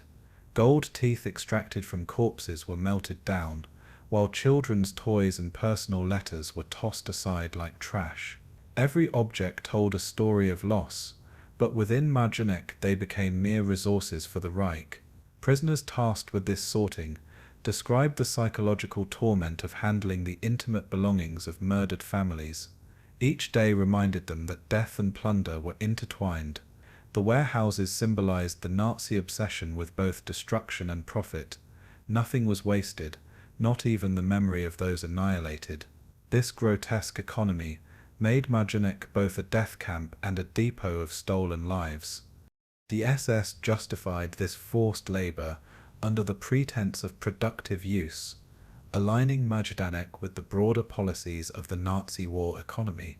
Himmler himself had declared that camps must serve as engines of both extermination and industry, a dual role that Majdanek fulfilled with chilling efficiency. Companies across Germany benefited from the labor extracted there, with uniforms, boots, and war materials flowing outward from the camp. Local industries near Lublin were also supplied with prisoner labor, particularly for construction projects and agricultural work. Prisoners dug trenches, paved roads, and even worked in surrounding fields under the watch of armed guards. These tasks were not chosen for their efficiency alone, but also for their capacity to exhaust the human body. The SS measured productivity not in humane terms, but in how much energy could be squeezed out of a starving person before death. The labor system thus became an extension of extermination, ensuring that death came by exhaustion, disease, or direct killing. This policy aligned with the concept of Vernichtung durch Arbeit, extermination through labor. Majdanek became a grim showcase of this philosophy. Every project was designed to benefit the Reich, even as it destroyed the human beings who built it. In this way, the camp itself was a factory of both goods and corpses. The conditions of labor were deliberately brutal, designed not only to exploit, but also to terrorize. Prisoners often worked outdoors in freezing winters, digging trenches or hauling heavy loads without proper clothing. In summer, the searing sun added to the torment, leaving many to collapse from dehydration. In workshops, the relentless pace was enforced with blows from kapos and guards, who took sadistic pleasure in punishing exhaustion. Tools were scarce, forcing prisoners to work with bare hands or broken implements that left them injured. Breaks were almost non-existent, with prisoners given only brief pauses to gulp down watery soup before returning to their stations. Starvation rations meant that even the strongest weakened rapidly under such conditions.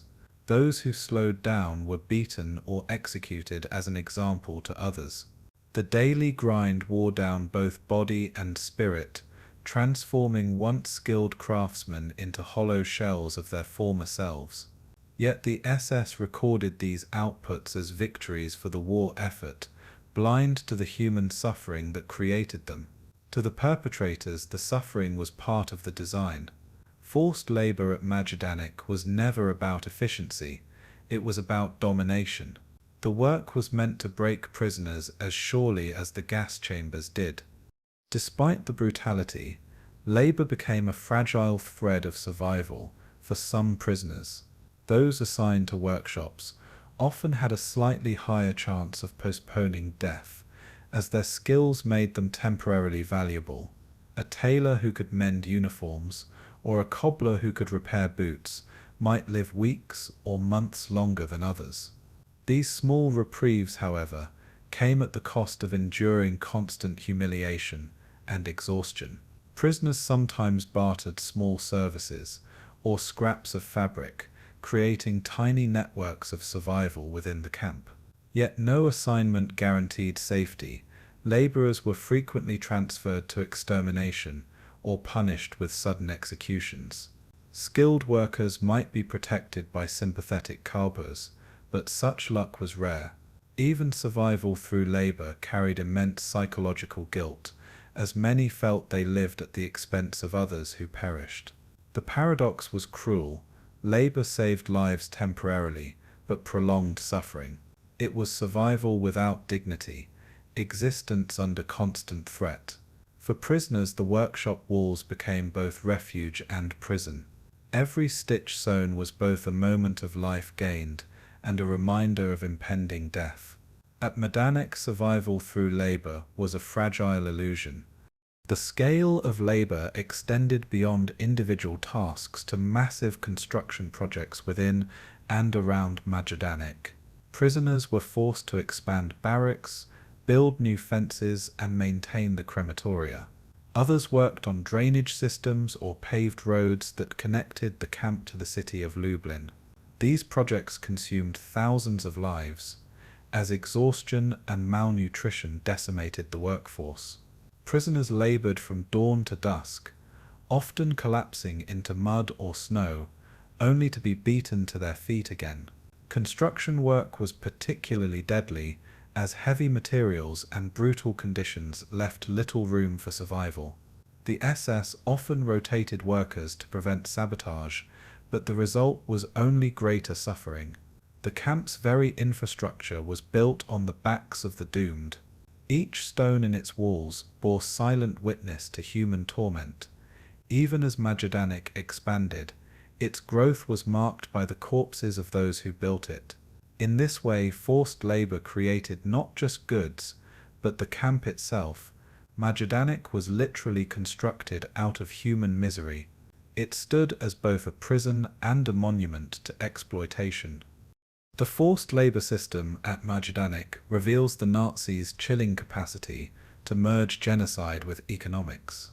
Every prisoner was simultaneously an enemy to be destroyed and a resource to be exploited. This duality defined the camp's role within the broader machinery of the Holocaust. While the gas chambers killed swiftly, labor consumed prisoners slowly, grinding them down until they were no longer useful. Both methods were designed to strip human beings of dignity, reducing them to tools of war or obstacles to be eliminated.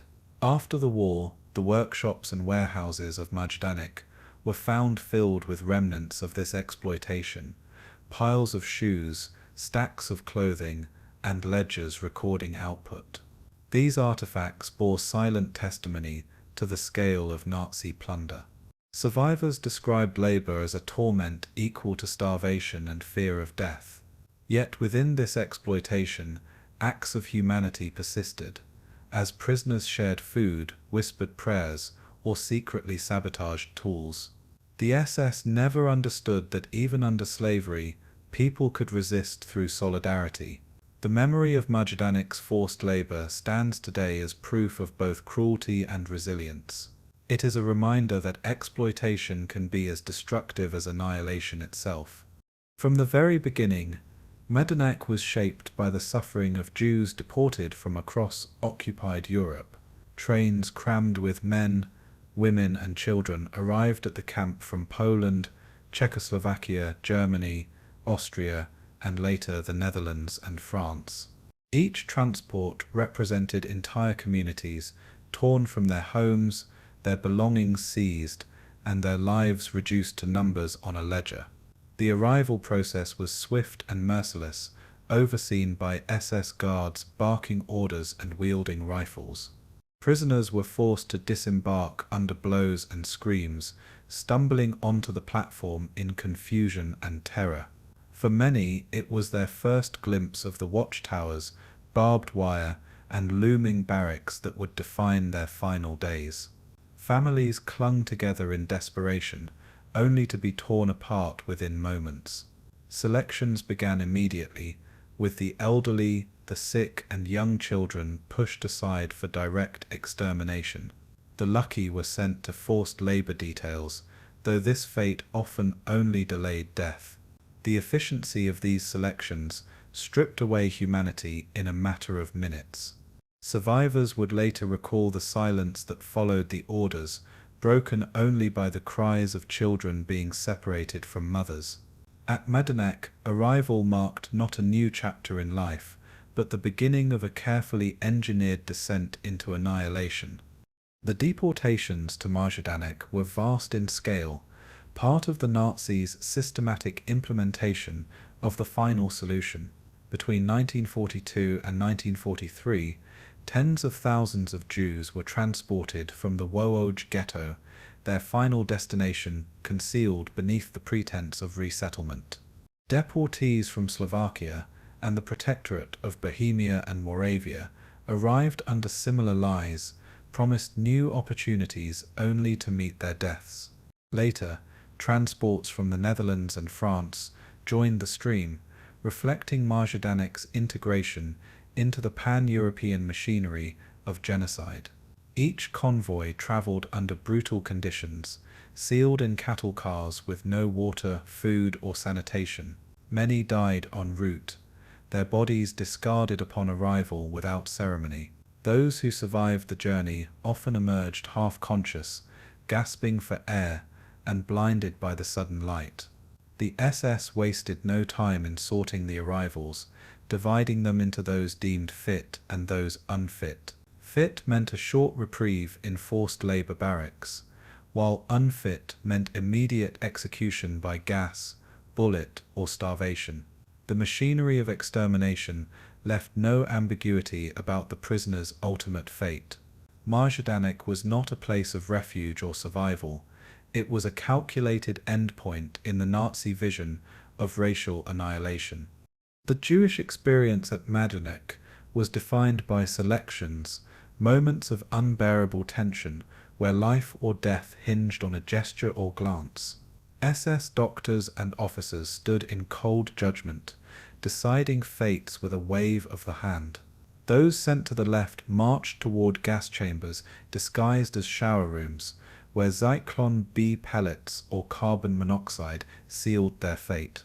Mothers carrying infants were almost always condemned, as the Nazis considered children incapable of contributing to labor. The elderly, sick and disabled were similarly marked for immediate extermination. Only strong young men and women were chosen for work, often consigned to workshops or construction crews. Yet even these survivors faced endless roll calls, starvation and brutality, their lives prolonged only to serve Nazi needs. Selections took place not just upon arrival, but regularly within the camp, with barracks emptied and inspected for useless mouths. Prisoners lived in constant fear, knowing that illness or weakness could bring sudden death. Survivors spoke of the psychological torment of watching loved ones sent away, powerless to intervene. The selection process stripped away human bonds as efficiently as it stripped away lives. At Majdanek, mercy was not part of the vocabulary. Efficiency and extermination ruled every decision. For Jews assigned to labor, daily existence became a cruel gamble against starvation and exhaustion. They were driven into workshops to sew uniforms, repair boots, or build infrastructure for the camp. Others were dispatched to back-breaking outdoor labor, digging ditches, hauling heavy loads, or expanding the camp's perimeter fences. The hours stretched from dawn until nightfall, enforced with blows from guards and kopals.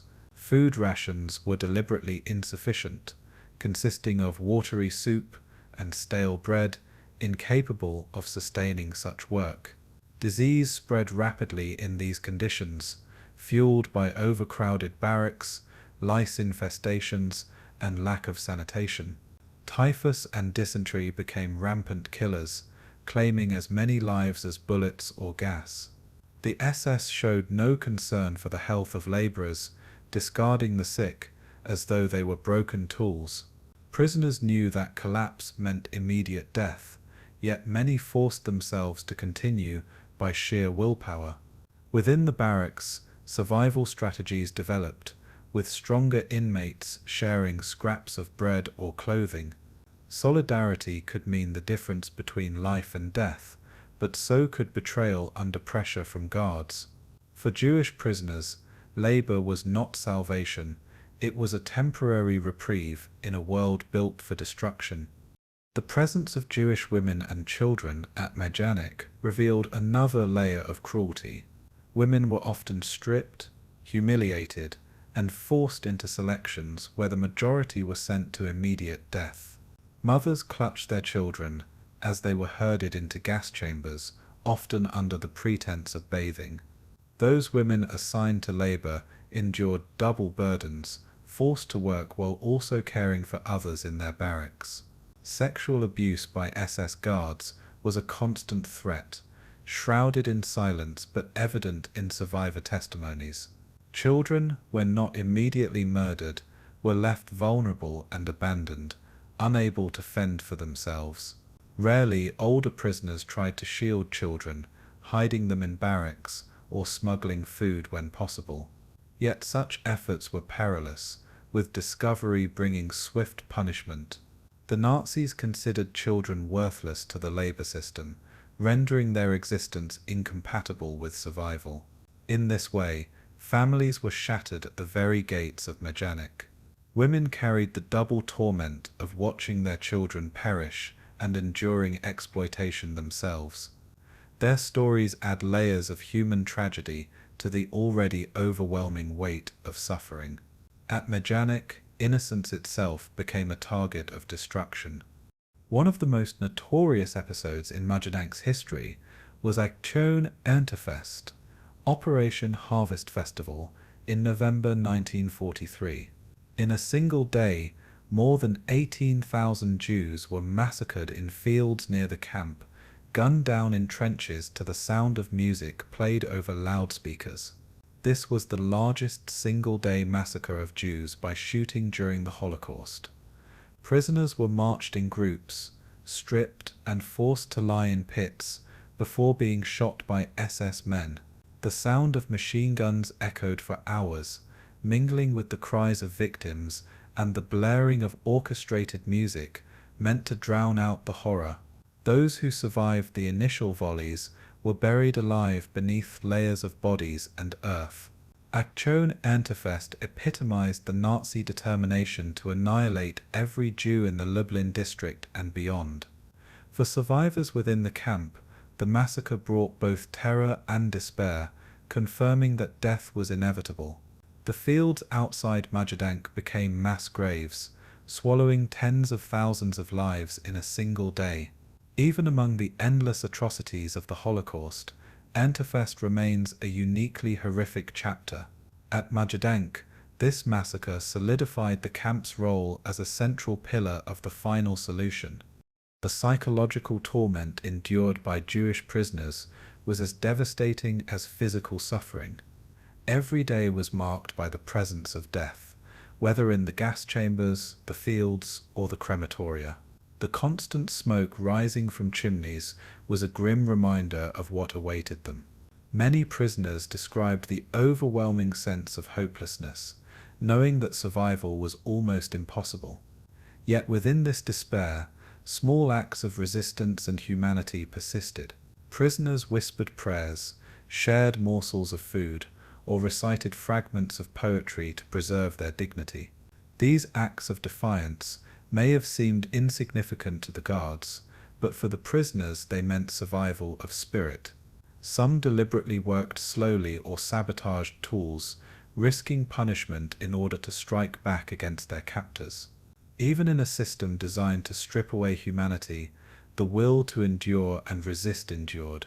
Survivor testimonies reflect both the crushing despair and the sparks of resilience. For the Jews of Majdanek, existence was a battlefield fought moment by moment. Their endurance against all odds remains a testament to the human spirit. In the face of annihilation, they clung to fragments of life. The Jewish experience at Majdanek stands as a microcosm of the Holocaust itself: deportation, selection, forced labor, extermination, and memory. Thousands from across Europe converged upon this single place, united only in their fate as targets of Nazi ideology. Their lives were destroyed in gas chambers, shot into trenches, or ground down by starvation and labor. Families were separated, communities erased, and entire cultures uprooted. Yet their suffering was not in vain, for survivor accounts ensured the world would know the truth. After the war, testimonies from Jewish survivors of Majdanek became crucial evidence in war crimes trials. The remnants of shoes, clothing, and barracks preserved at the camp stand today as monuments to their suffering. To walk through Majdanek is to walk among echoes of Jewish voices, silenced but not forgotten. Their experience defines the camp's identity and its place within the larger machinery of genocide. Majdanek was not merely a camp in Poland, it was a theater of human destruction. Every deportation, every selection, every death carried the weight of deliberate annihilation. The Jewish experience there remains one of history's darkest lessons, demanding remembrance and reflection.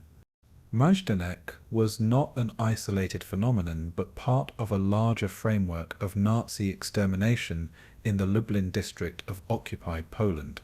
This region, under the general government, was chosen by Heinrich Himmler as the laboratory for mass killing operations. Its central location, with railways connecting it to major cities and ghettos, made it ideal for processing vast numbers of deportees.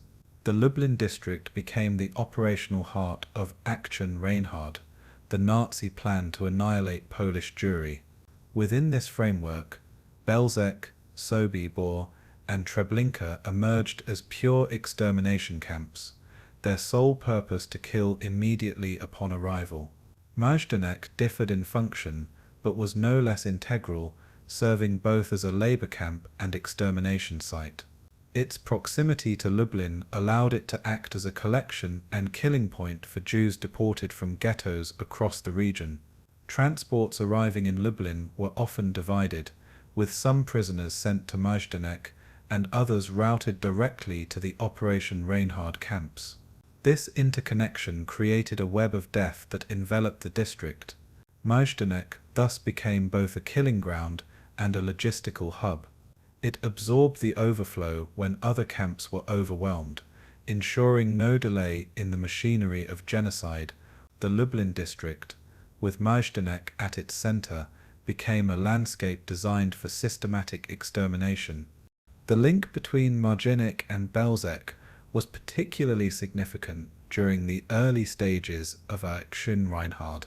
Belzec was the first Operation Reinhard camp to open in 1942, and its killing capacity was tested on Jews deported from Lublin and surrounding towns. When Belzec reached its limits, Majdanek functioned as a supplementary site to handle excess transports. Prisoners arriving at Lublin's Umschlagplatz sometimes found themselves divided, some trains rerouted to Belzec, others diverted to Majdanek. This fluidity of destination reflected the Nazis' determination to ensure efficiency in mass murder. Majdanek's dual role as labor camp and killing site meant it could be adapted as needed. When Belzec was overwhelmed with deportations, Majdanek absorbed those considered fit for work, while others were sent to gas chambers within its grounds. The camps were thus not separate entities, but coordinated elements of a single extermination system. Survivors later testified to this interchangeability, recalling transports where destinations shifted at the last moment. The linkage between Belzec and Majdanek illustrated the bureaucratic precision of genocide. It demonstrated how every facility in the Lublin district was interconnected in achieving annihilation. At the heart of this system was the cold calculation of maximum efficiency. Sobibor, like Belzec, was a camp built exclusively for extermination, but its existence also had direct ties to Majdanek. Located further north in the Lublin district, Sobibor received transports primarily from ghettos in the general government and from Western Europe. Yet when Sobibor reached operational saturation, Majdanek again acted as a secondary site. Prisoners arriving in Lublin by train were often sorted, women, children, and the elderly sent to Sobibor, while younger men and women were diverted to Majdanek for forced labor. This division of human lives demonstrated the chilling precision of Nazi logistics. In effect, Sobibor and Majdanek functioned like two ends of the same conveyor belt, one designed for instant death, the other for prolonged exploitation before death. The SS viewed labor at Majdanek as temporary, a way to extract value before extermination. When the workforce at Sobibor was depleted, survivors from Majdanek were sometimes transferred, only to meet their deaths there. Testimonies from survivors confirm these transfers, recalling how fellow prisoners vanished into the Sobibor abyss. The fluid relationship between the camps revealed the interchangeable value of Jewish lives in Nazi calculations. Majdanek's role was not to save but to prolong suffering. It was one cog in the Lublin district's killing machine. Treblinka, the deadliest of the Operation Reinhard camps, also shared deep operational ties with Majdanek. From July 1942 onwards, Treblinka received the bulk of transports from the Warsaw Ghetto, while Majdanek handled nearby ghettos and overflow transports. Prisoners often did not know their destination until they arrived, for to them the cattle cars of death all looked the same. Some transports originally bound for Treblinka were rerouted to Majdanek due to capacity issues, proving again the flexibility of the Nazi killing system. Majdanek's crematoria and gas chambers made it an ideal secondary site, ensuring no backlog in the extermination program. When Treblinka faced disruptions from prisoner uprisings in 1943, Majdanek absorbed transports that might otherwise have been delayed. The SS ensured there were no gaps in the annihilation process. Treblinka killed almost instantly, while Majdanek allowed a grim mixture of labor and extermination. Both served the same purpose: eradication of Jewish life on an industrial scale. The relationship between Treblinka and Majdanek underscored the unity of Aktion Reinhard's operations. Together with Belzec and Sobibor, They formed a lethal triangle. Majdanek was not peripheral, it was essential. The Lublin district's central role in the final solution was not accidental but intentional. Heinrich Himmler visited Lublin in 1941 and declared it a key site for German colonization and ethnic cleansing. Majdanek was initially conceived as a POW camp, but its location quickly made it indispensable for Action Reinhard. Lublin was a hub for railways, connecting ghettos in Poland, Slovakia, and beyond to extermination facilities. The concentration of camps in this district was deliberate, enabling rapid deportations and killings. Operation Reinhard itself was planned from Lublin, with Odilo Globoknik, SS and police leader of the district, serving as its ruthless architect. From his headquarters, Globoknik coordinated Belzec, Sobibor, Treblinka and Majdanek as components of one grand design. The Lublin district became a testing ground for extermination technologies, from gas chambers to crematoria. Majdanek, with its visible proximity to the city, symbolized the integration of genocide into daily life. Its presence reminded civilians in Lublin of Nazi power and terror. The choice of the Lublin district was thus both logistical and symbolic. It was a place where annihilation was both hidden in forests and displayed in plain sight. Majdanek's role made it a cornerstone of this regional empire of death. Globoknik's administration ensured that Majdanek fit seamlessly into the Reinhard system. He supervised construction, deportations, and the flow of victims across the camps. His deputies worked closely with the camp commandants, making adjustments to balance the demands of labor and extermination. Majdanek was unique in that it was more visible than the forested camps like Sobibor and Belzec. Its gas chambers and crematoria stood on open fields, easily seen by locals, which contrasted with the secrecy of the other Reinhard camps. This visibility was a deliberate intimidation tactic, as well as a functional necessity. Civilians saw the smoke and smelled the burning flesh, a warning of what happened to those who resisted Nazi rule. Globoknik's policy was to leave no ambiguity about Nazi intentions in Lublin, for the SS terror and extermination were inseparable tools of governance. Majdanek's place in this policy highlighted its dual role, a working camp feeding industry and a killing ground eliminating undesirables. Unlike Sobibor or Treblinka, which left little trace after destruction, Majdanek remained standing. Its permanence reinforced the sense of Nazi control. Globoknik ensured that Majdanek was not just a camp, but an institution of fear. The coordination of deportations across the Lublin district demonstrated the full efficiency of Nazi bureaucracy. Ghettos across Poland were systematically emptied, their inhabitants routed to one of the four camps. Jews from Warsaw went largely to Treblinka, those from southern Poland to Belzec, others from the east to Sobibor, and those from central ghettos often to Majdanek. Each transport was carefully scheduled, with railway timetables adapted for maximum killing capacity. Majdanek's proximity to Lublin meant that trains could unload daily without logistical strain. When other camps faltered, Majdanek absorbed their victims, ensuring no disruption. The SS regarded this coordination as proof of their administrative genius. In reality, it was the meticulous organization of genocide, cloaked in euphemisms like resettlement. Survivors remembered the cold indifference of guards ticking names from lists as thousands perished. The Lublin district became the epicenter of a monstrous operation. Majdanek, feeding off and supporting the other camps, was central to this machinery. It served as both a safety valve and a symbol.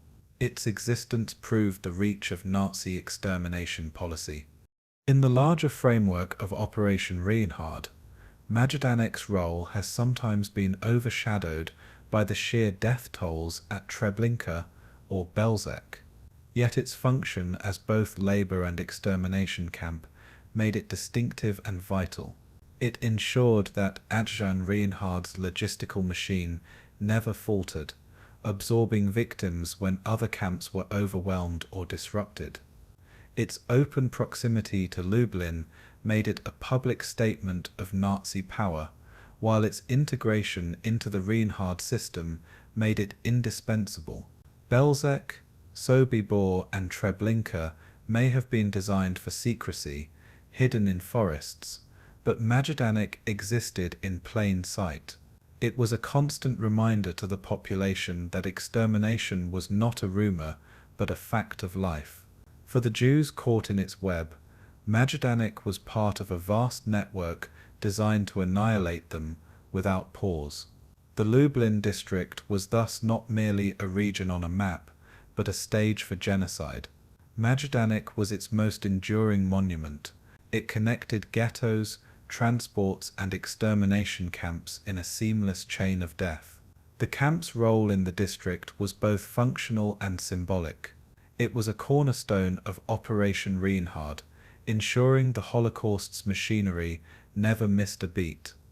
At Majdanek, the structure of power was maintained by a carefully chosen group of SS officers, men who embodied the Nazi ideology of cruelty and obedience. At the top of this hierarchy stood the camp commandants, men whose decisions shaped the daily lives and deaths of tens of thousands of prisoners. Among the most notorious was Hermann Flostedt, who commanded Majdanek during its most murderous phase. Flostedt was known not only for his bureaucratic efficiency, but also for his personal brutality, ordering punishments and executions with chilling detachment. His office overlooked the barracks, and prisoners recalled seeing him stroll the camp with an air of complete authority. He did not merely enforce policy, he relished demonstrating power, often singling out inmates for humiliation. Under Flostedt, Majdanek became a camp of constant terror, where the rules changed on a whim and survival was always uncertain. Alongside him, Anton Thurns, another high-ranking officer, enforced camp discipline with similar ruthlessness. Thurnes was responsible for administration, roll calls, and the coordination of extermination procedures, ensuring that orders from Berlin were carried out without delay.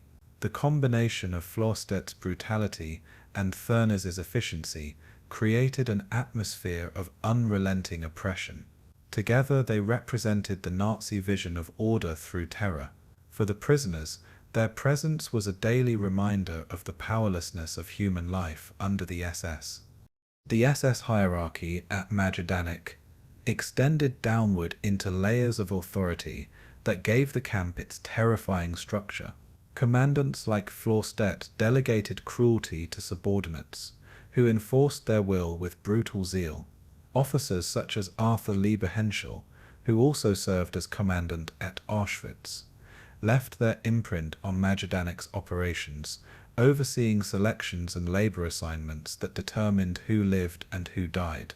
These men operated within a system that rewarded cruelty and punished hesitation, creating an environment where violence became routine. Orders from above often required mass executions, and lower-ranking SS officers carried them out with chilling efficiency. They orchestrated public hangings, supervised gas chamber operations, and organized shootings in the camp's fields.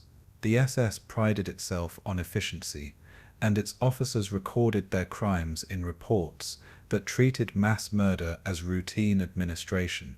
Each level of command functioned as part of a machine that transformed ideology into death. For the prisoners, the hierarchy of SS officers made the camp a world where survival depended on chance rather than law. The officers were not faceless bureaucrats, but visible, feared figures who shaped daily life. In their hands, the Nazi dream of extermination became reality. Majdanek was not merely a camp, it was a kingdom of the SS.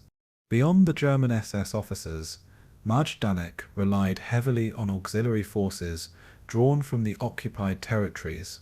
Known as Trauniki men, These Ukrainian guards were trained in a special SS camp near Lublin and deployed across the Operation Reinhard camps. At Majdanek, they served as sentries, escorts and executioners, reinforcing the terror imposed by their German overseers. Survivors often recalled their particular cruelty, describing them as more brutal than the Germans themselves. Armed with rifles and whips, they patrolled the barbed wire fences, shot prisoners attempting escape, and forced inmates into the gas chambers. Many had been Soviet prisoners of war who joined the SS auxiliaries to escape starvation or death, but once in uniform, they became instruments of mass murder. Their familiarity with Slavic languages made them especially effective at deceiving victims, giving false reassurances before leading them to their deaths. The Trawniki guards were rewarded for their zeal with privileges, alcohol, and opportunities for plunder. Their presence multiplied the SS's power at Majdanek, ensuring control over thousands of prisoners with relatively few Germans. In the eyes of survivors, the Ukrainians were inseparable from the system of terror. They became both collaborators and perpetrators. Without them, the SS could not have maintained its grip over Majdanek. Life under the gaze of SS guards was a constant performance of submission for the prisoners. Every movement was monitored, every word overheard, and any sign of defiance was met with instant punishment. The guards used roll calls to instill fear, forcing prisoners to stand for hours in freezing weather, sometimes until dozens collapsed and died. Punishments were brutal and often arbitrary, ranging from beatings with rifle butts to hanging as a public spectacle. The SS deliberately used terror as a tool to break both body and spirit. Officers like Thurnes calculated that visible displays of punishment discouraged escape and rebellion. Prisoners understood that even minor infractions, like stepping out of line or hiding food, could lead to execution. The guards thrived on this power, taking sadistic pleasure in reminding inmates of their helplessness. For many survivors, the memory of the guards' laughter during these moments was as painful as the punishments themselves. It was not only the physical torment, but also the psychological cruelty that defined the SS presence. Guards ensured that fear permeated every corner of the camp. At Majdanek, cruelty was not an accident but a policy. It was the language through which the SS communicated absolute control. The relationship between German officers and Ukrainian auxiliaries was one of command and complicity. The SS directed operations, while the auxiliaries carried them out, often with enthusiasm. During mass shootings in the fields outside Majdanek, it was frequently the Ukrainians who lined prisoners up and pulled the triggers. Survivors recalled how the Germans supervised from a distance, giving orders, while the auxiliaries executed them with terrifying speed. This division of labor allowed the SS to distance themselves from the physical act of killing, while still ensuring its effectiveness. The auxiliaries also played a key role in guarding transports, herding deportees from trains to selections, and ensuring that no one escaped. Their violence was so infamous that prisoners often feared them more than the Germans.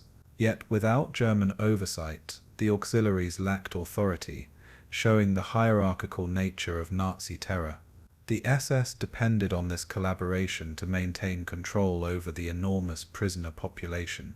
Together, Germans and auxiliaries created a lethal partnership. It was this partnership that allowed Majdanek to function as a killing center. Without it, the camp's machinery of death could not have run so smoothly. Hermann Florstey's name became synonymous with sadism. During his tenure at Majdanek, he was known to order executions personally, sometimes carrying them out with his own pistol. Prisoners recalled how he walked the camp with an air of untouchable authority, issuing commands that could mean life or death. Florstey was also accused of corruption, profiting from stolen goods and plundered possessions of murdered prisoners.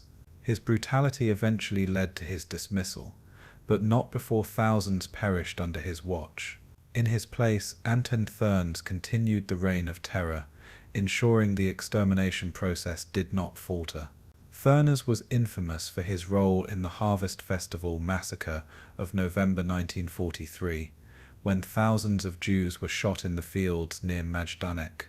His administrative skill made him one of the key figures in coordinating mass killings. For the prisoners, the change in command brought no relief. Both men exemplified the SS mentality, ruthless, obedient, and committed to the Nazi vision of annihilation.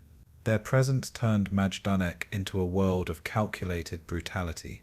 To the prisoners, they were not merely names but figures of daily terror. Their legacies are etched into the camp's history of death. While the SS officers commanded, and the auxiliaries executed orders, the system also relied on prisoner functionaries. Known as kapos, these inmates were often given authority over fellow prisoners, creating another layer of control. Many kapos were themselves brutal, using violence to maintain their positions of privilege. They were supervised closely by SS guards, ensuring their loyalty. The SS designed this system deliberately, pitting prisoners against each other to prevent unity and resistance.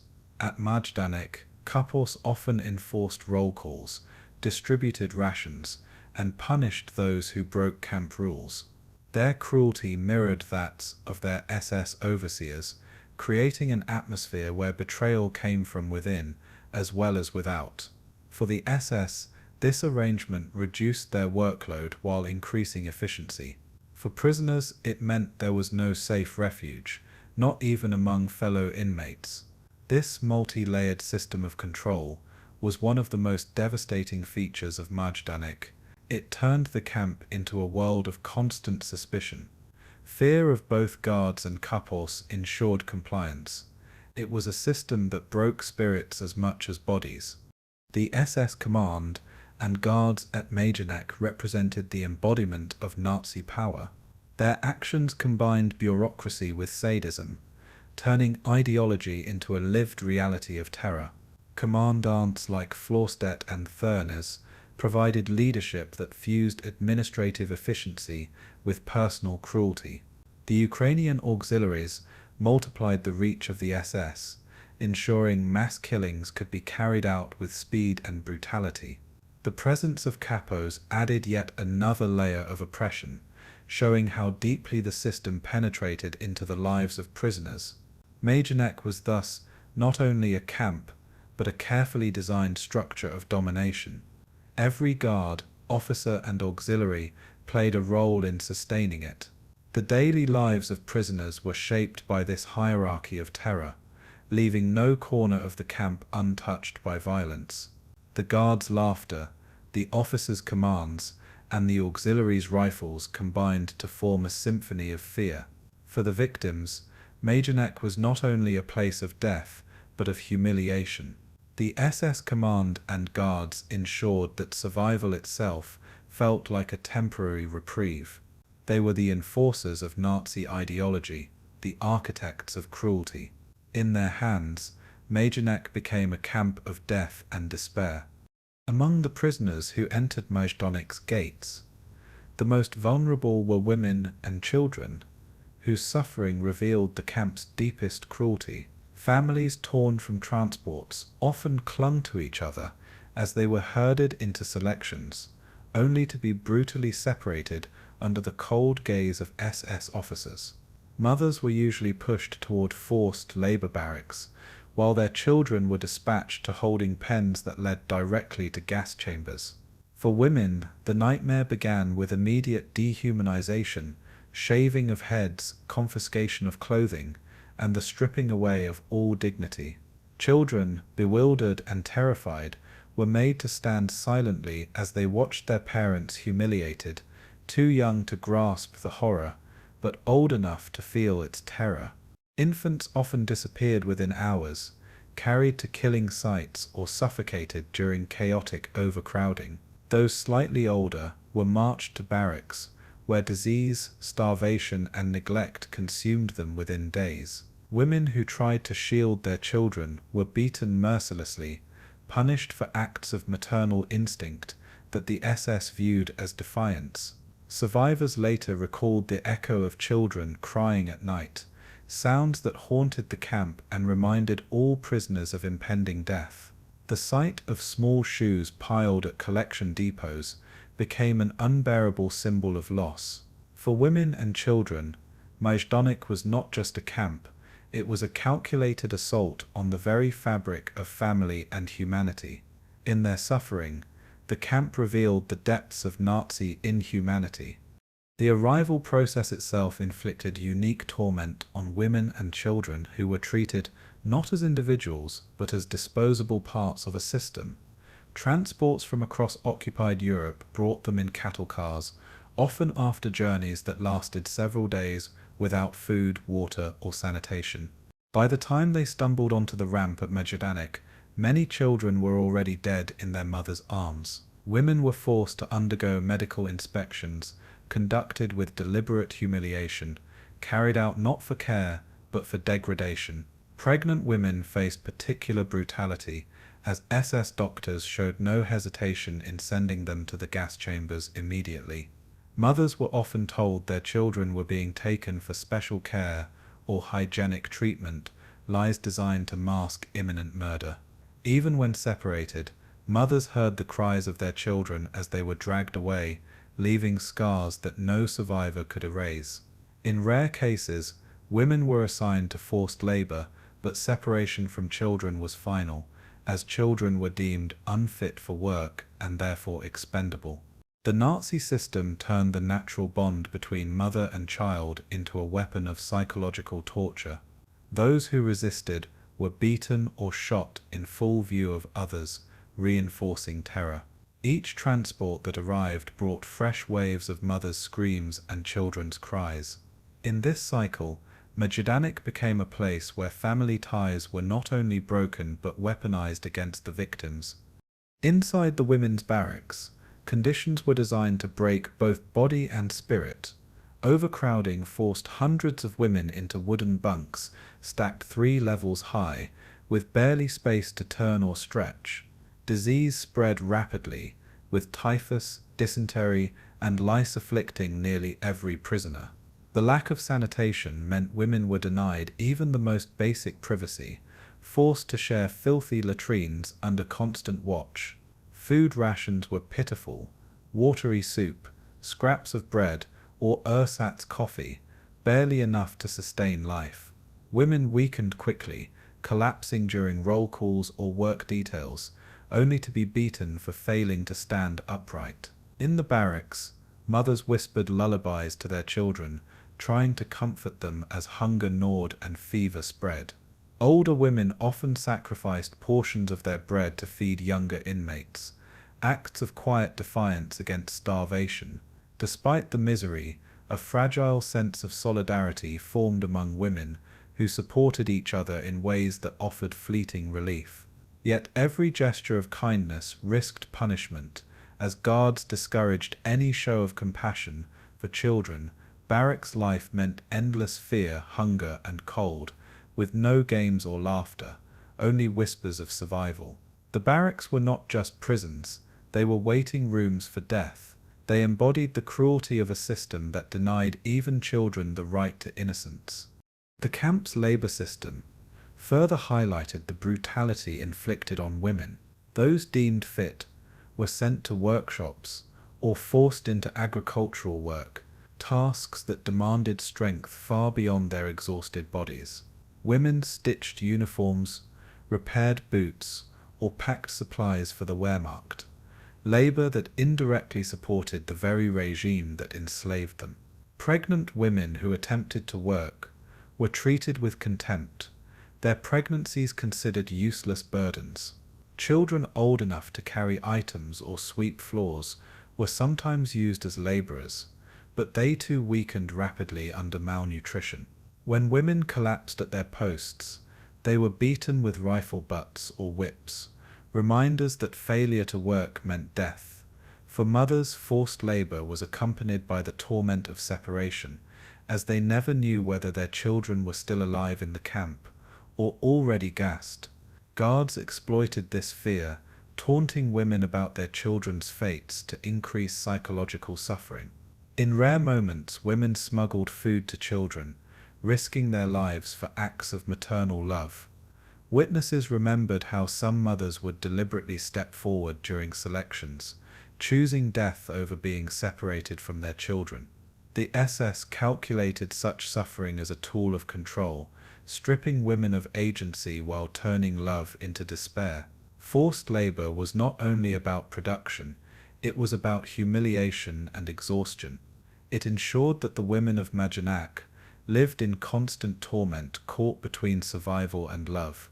Children faced a fate marked by absolute expendability, as the camp system had no place for their survival. The very young were immediately sent to gas chambers, considered unfit for work and of no use to the Reich. Older children were sometimes used in menial labor, carrying loads or cleaning, but they too were starved and brutalized. The Nazis treated them as objects, often mocking their cries or using them to terrorize parents. Children were subjected to selections with chilling efficiency, pulled from mothers' arms and marched toward death. Those who remained in the camp were vulnerable to medical experiments or beatings by guards who viewed their weakness with contempt. At night, the barracks echoed with the sounds of children sobbing, sounds that other prisoners found unbearable but inescapable. Witnesses remembered how even hardened inmates wept when they heard children call out for their mothers, voices fading into silence. Some children survived only because older prisoners concealed them, hiding them during inspections or slipping them scraps of food. These rare acts of defiance required immense courage, as discovery meant execution. Yet the majority of children never lived past their arrival at Majdanek, their lives extinguished within hours or days. Their fate was one of the darkest symbols of the camp's brutality. In killing children, the Nazis aimed not only at individuals, but at the annihilation of generations. The psychological torment inflicted on women was intensified by the ever-present uncertainty about their children's fates. Rumors spread constantly in the camp, some offering false hope, others carrying news of death. Guards manipulated this uncertainty, using lies to break mothers' will and crush any resistance. Women were told their children were being cared for in another barrack, only to later discover they had been murdered. Some were forced to hear the cries of children being loaded into gas vans, unable to intervene. Mothers who attempted to shield their children during selections were beaten, sometimes to death, as examples to others. This calculated cruelty went beyond killing. It was an assault on maternal love itself. Survivors recalled the hollow stares of women who had lost their children, eyes that seemed emptied of life even as their bodies continued to move. Others clung to hope, imagining reunions that would never come. Acts of maternal sacrifice became a tragic hallmark of Majdanek, as women often gave their last food to their children, weakening themselves fatally. The destruction of families was not collateral damage, but central to Nazi policy. It revealed the ideological core of genocide, the annihilation of a people by erasing both its present and its future. At Majdanek, women bore this torment daily. It was a torment designed to extinguish hope itself. Despite the overwhelming cruelty, women and children sometimes created fragile spaces of humanity in the camp. Mothers whispered bedtime prayers or sang lullabies, trying to shield their children from despair. Older women told stories, inventing tales of survival and freedom to comfort the youngest. Secret rituals, such as lighting a hidden candle or reciting Jewish prayers, became acts of resistance against the Nazi machinery of death. Women shared crumbs of bread or drops of water, choosing solidarity over isolation. In some cases, prisoners shielded orphaned children, adopting them as their own, even if only for a few days or weeks. These small acts of kindness became profound, in a place designed to crush the human spirit.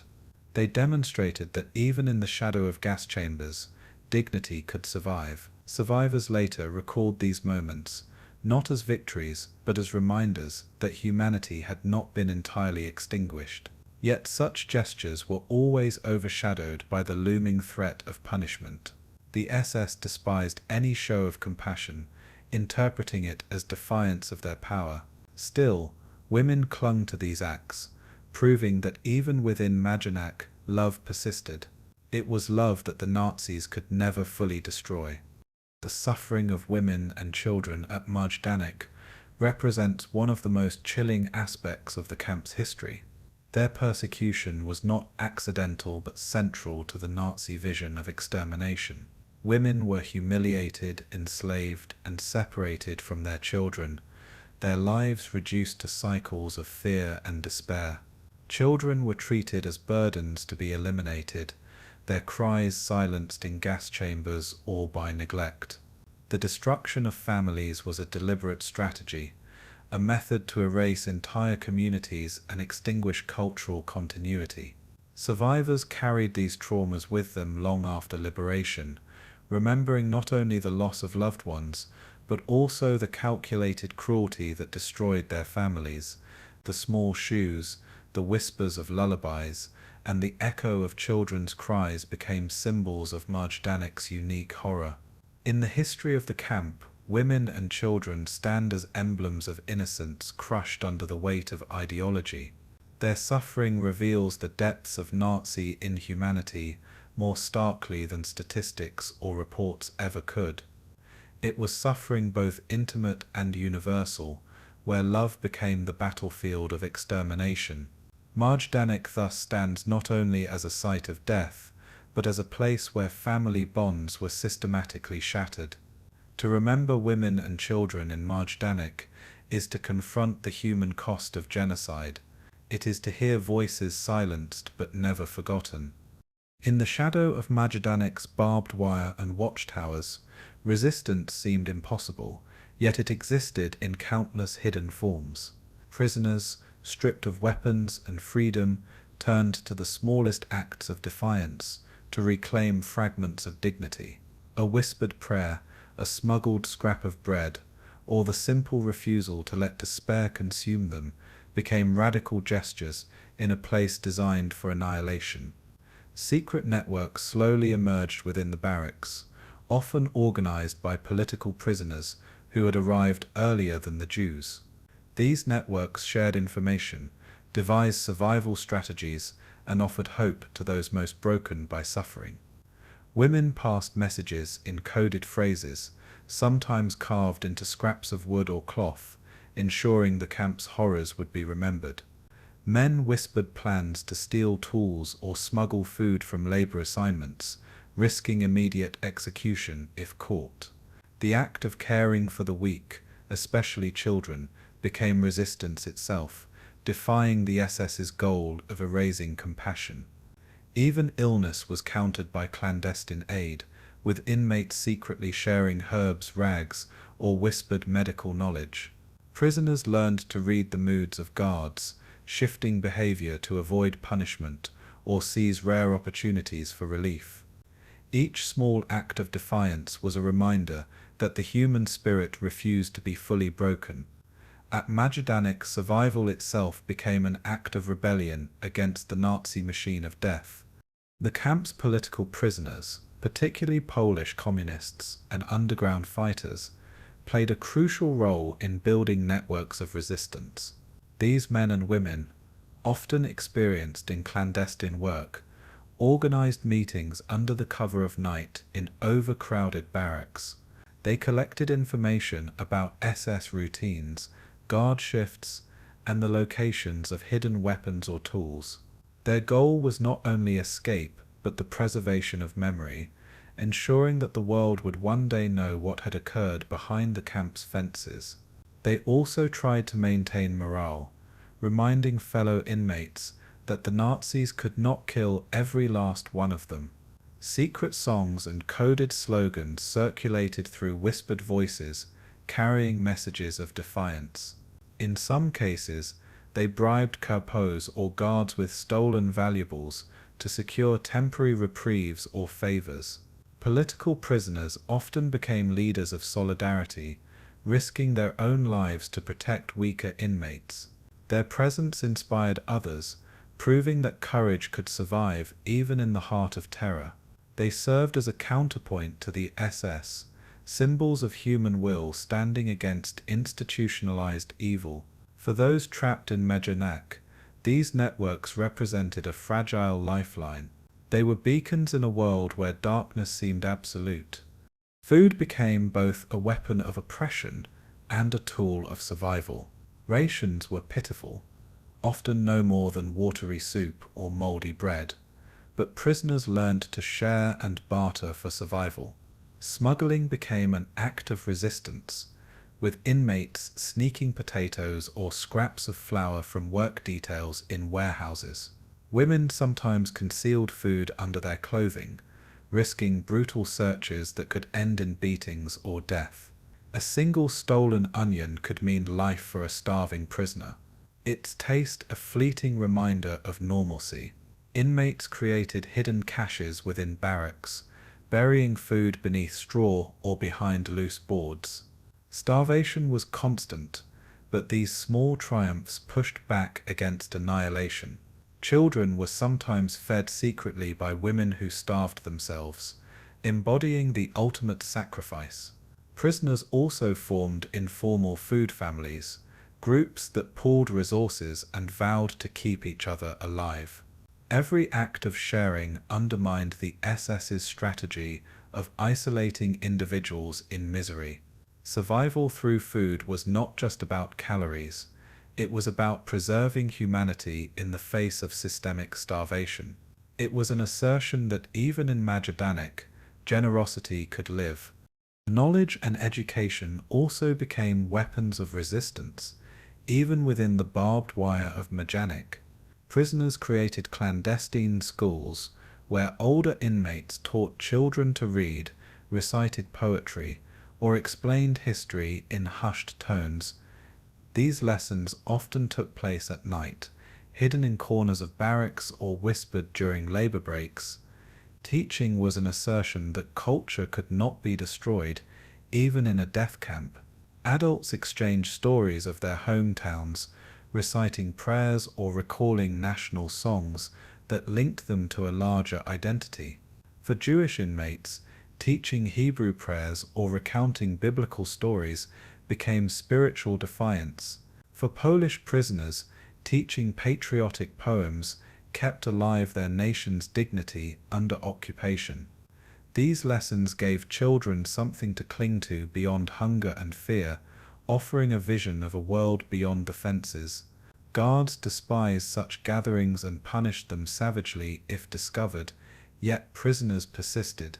Survivors later recalled that education was as vital as food, sustaining their spirits against dehumanization.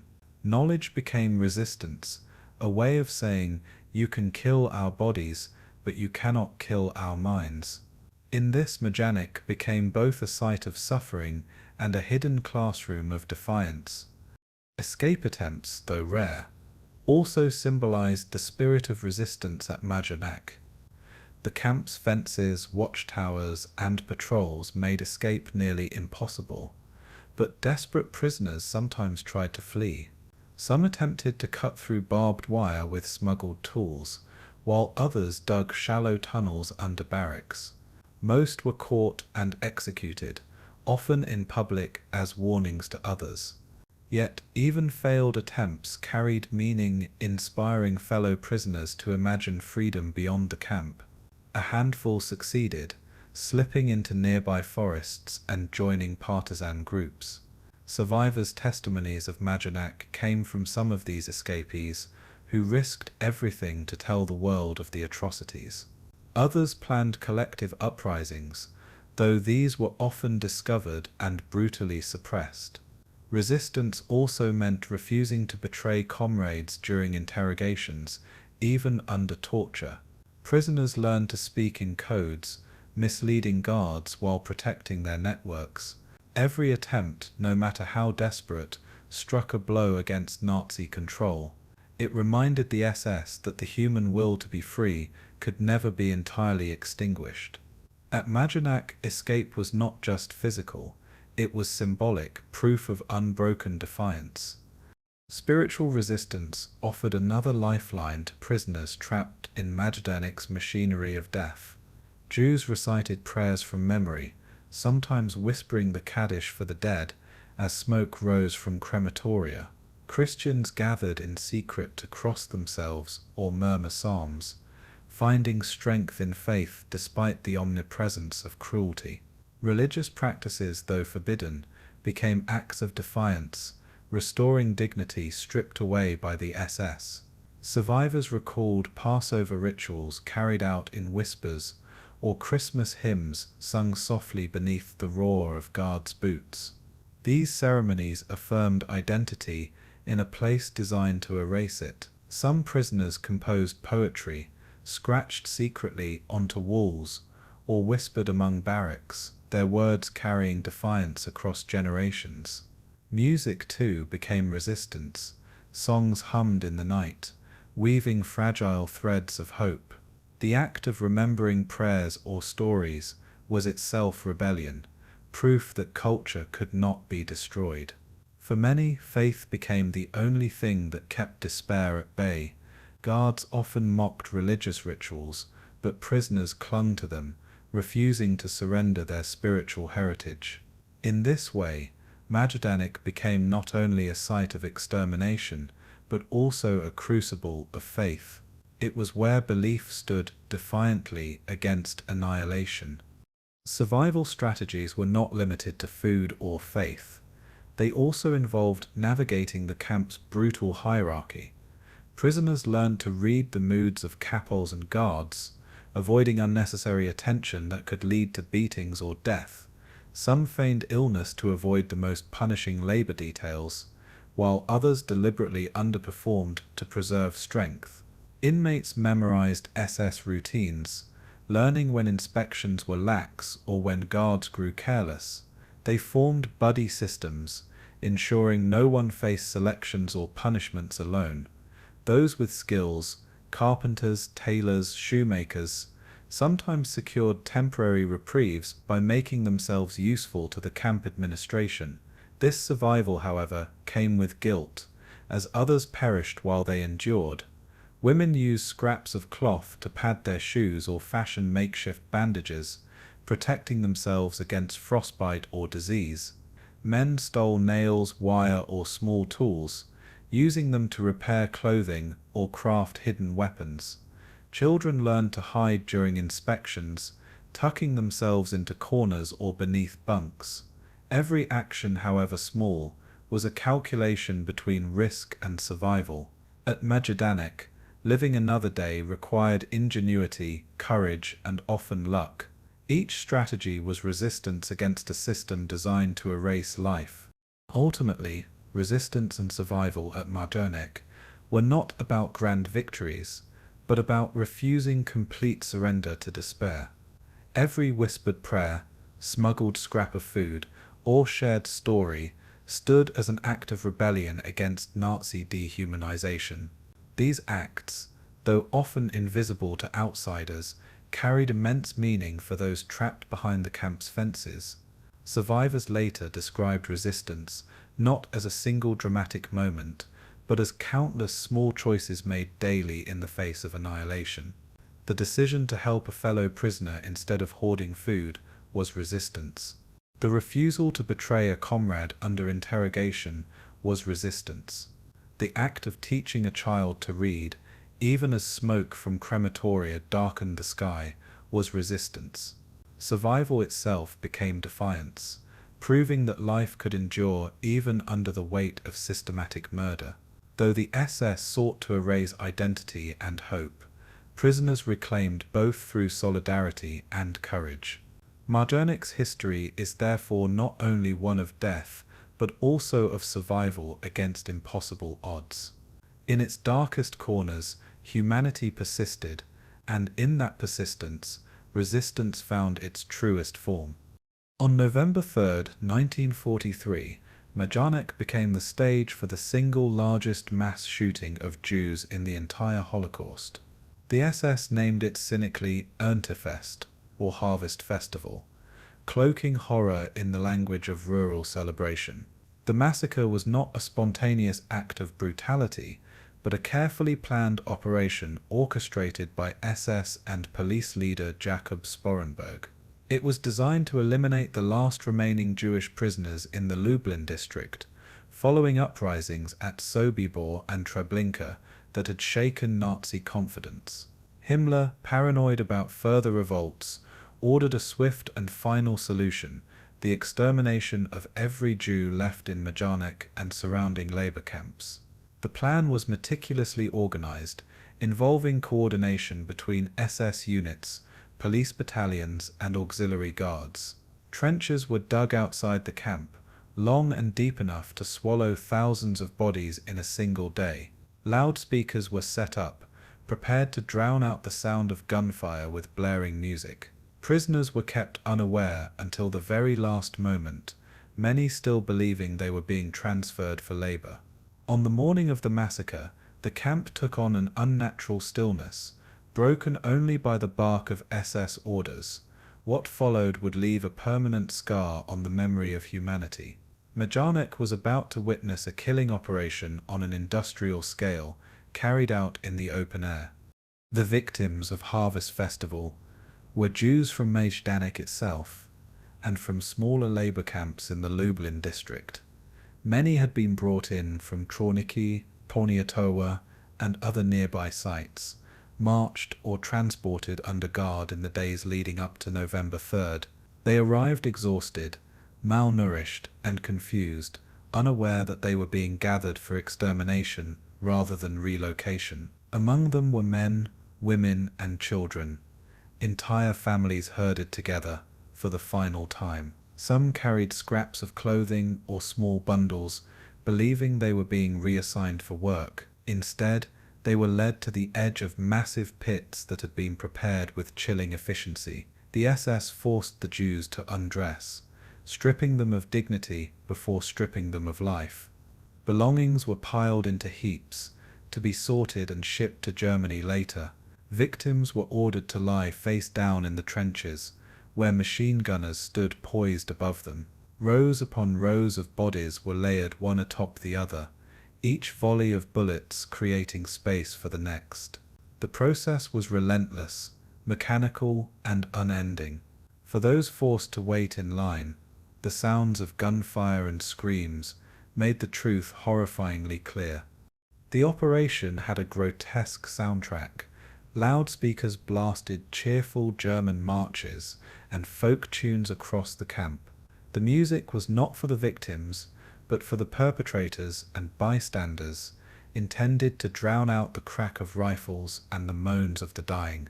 Yet survivors and locals alike later recalled that the sound of music, blended with the rhythmic bursts of machine guns, created a surreal, nightmarish atmosphere. The combination was deliberate psychological manipulation, making mass murder appear like a grim ritual.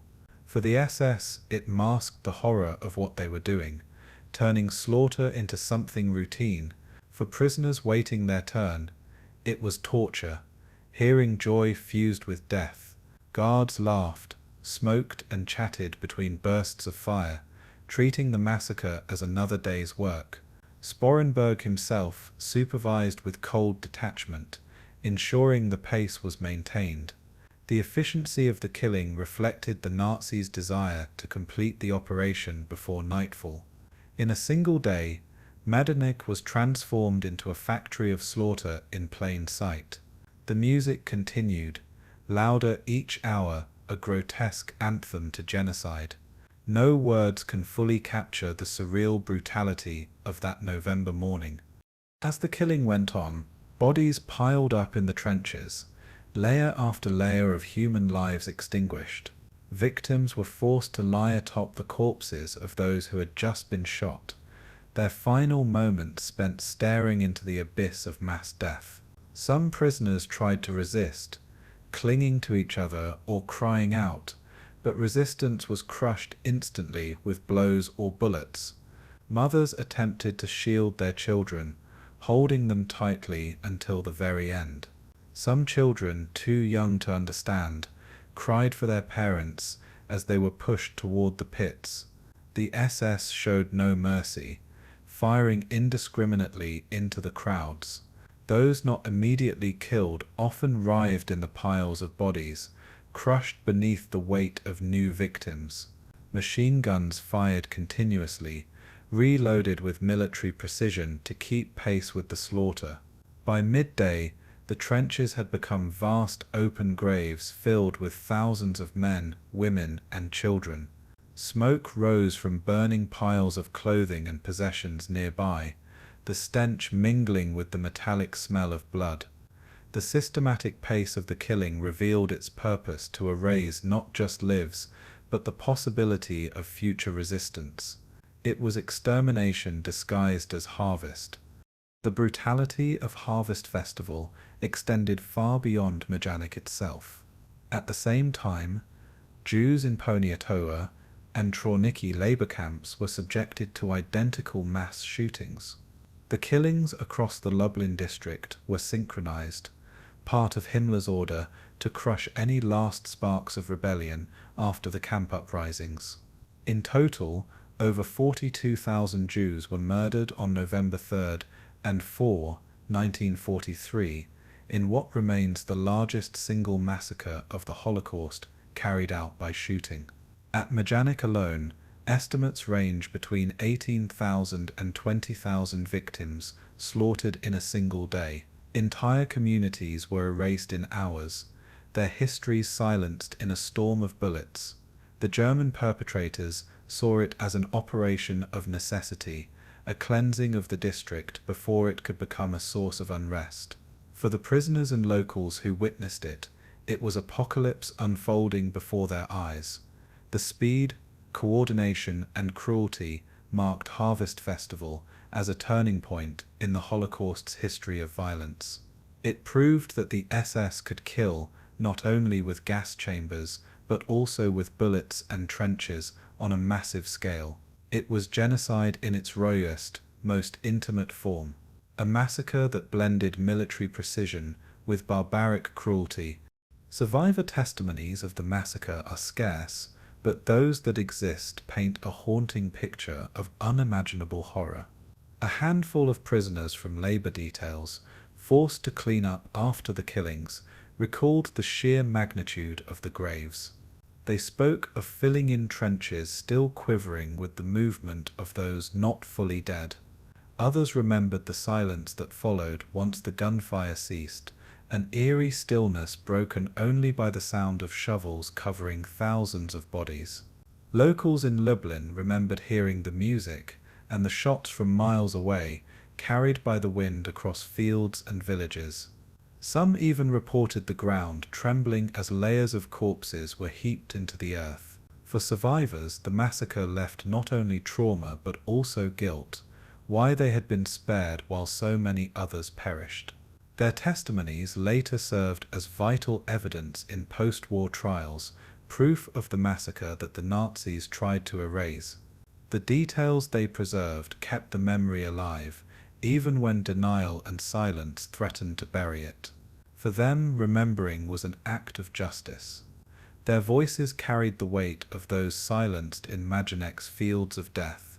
For the perpetrators, Harvest Festival was not only a mission, but also a moment of exposure.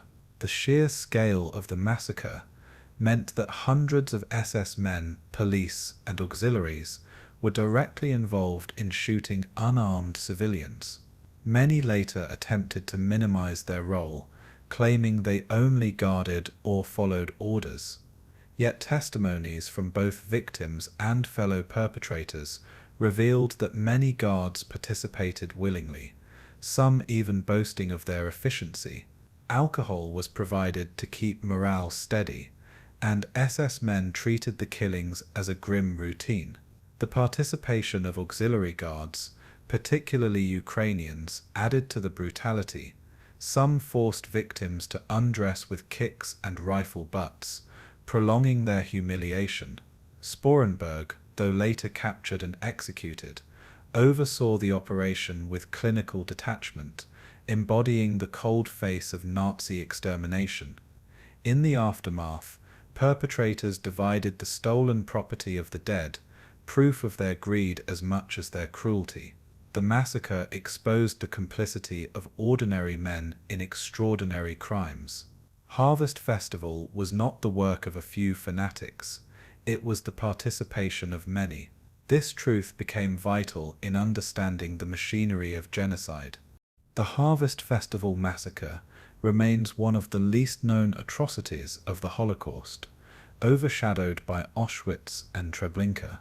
Yet its scale and brutality rivaled any killing operation of the era, and its impact was profound. It marked the near-total destruction of Jewish life in the Lublin district, a region once vibrant with centuries of culture and tradition. It also demonstrated the Nazi regime's willingness to use mass shootings alongside industrialized methods of killing. For Majdanek, it was the defining moment of its role in the Holocaust, transforming it from a labor and extermination camp into a site of apocalyptic slaughter. For the prisoners who survived, it was the darkest memory seared into their lives forever. For historians, it became evidence of the Nazis' blend of planning, cruelty, and efficiency in genocide. The massacre stands as testimony not only to the victims, but to the capacity for human beings to become instruments of mass murder. Remembering Harvest Festival is essential, for its lessons stretch beyond Majdanek to the broader history of atrocity. It is a chapter of the Holocaust that cannot remain in shadow. It is a day that must forever stand as a warning of humanity's darkest potential. In the shadow of Majdanek's watchtowers, where death hung in the air and brutality defined daily existence, some prisoners chose not to surrender their inner worlds. Against the machinery of extermination, resistance was not always a matter of weapons or rebellion, but of the spirit. Men and women clung to fragments of prayer whispered under breath during roll calls, knowing that discovery could mean punishment or death. Jewish prisoners quietly recited the Shema, while Christians murmured their own prayers, creating invisible sanctuaries within their minds. Songs were sung in hushed tones after exhausting labor, lullabies once meant for children now serving as anchors of memory and hope. The rhythm of human voices, even cracked and faint, was an act of defiance against the SS's demand for silence.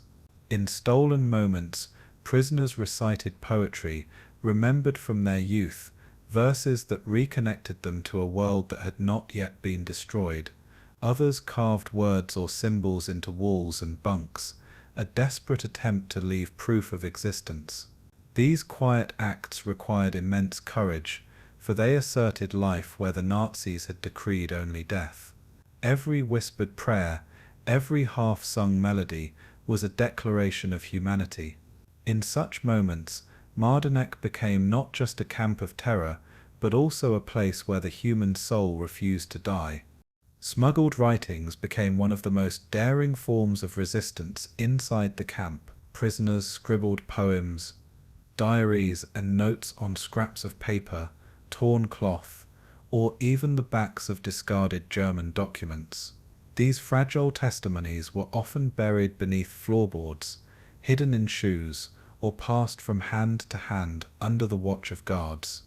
The risk was enormous, for if discovered, both writer and carrier could be executed. Yet prisoners persisted, convinced that their words might one day survive even if their bodies did not. Some writings were direct appeals to future generations, demanding remembrance and justice. Others recorded the rhythms of daily life, work details, hunger, punishments, fleeting friendships, offering historians a window into existence inside Majdanek.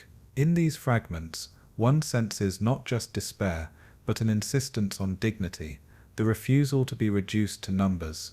Even writing a single sentence declaring "I was here" became an act of rebellion against annihilation. The written word became the most dangerous weapon a prisoner could wield. In the barracks of Majdanek, paper and ink held the power of defiance. It was a weapon aimed not at guards, but at oblivion itself.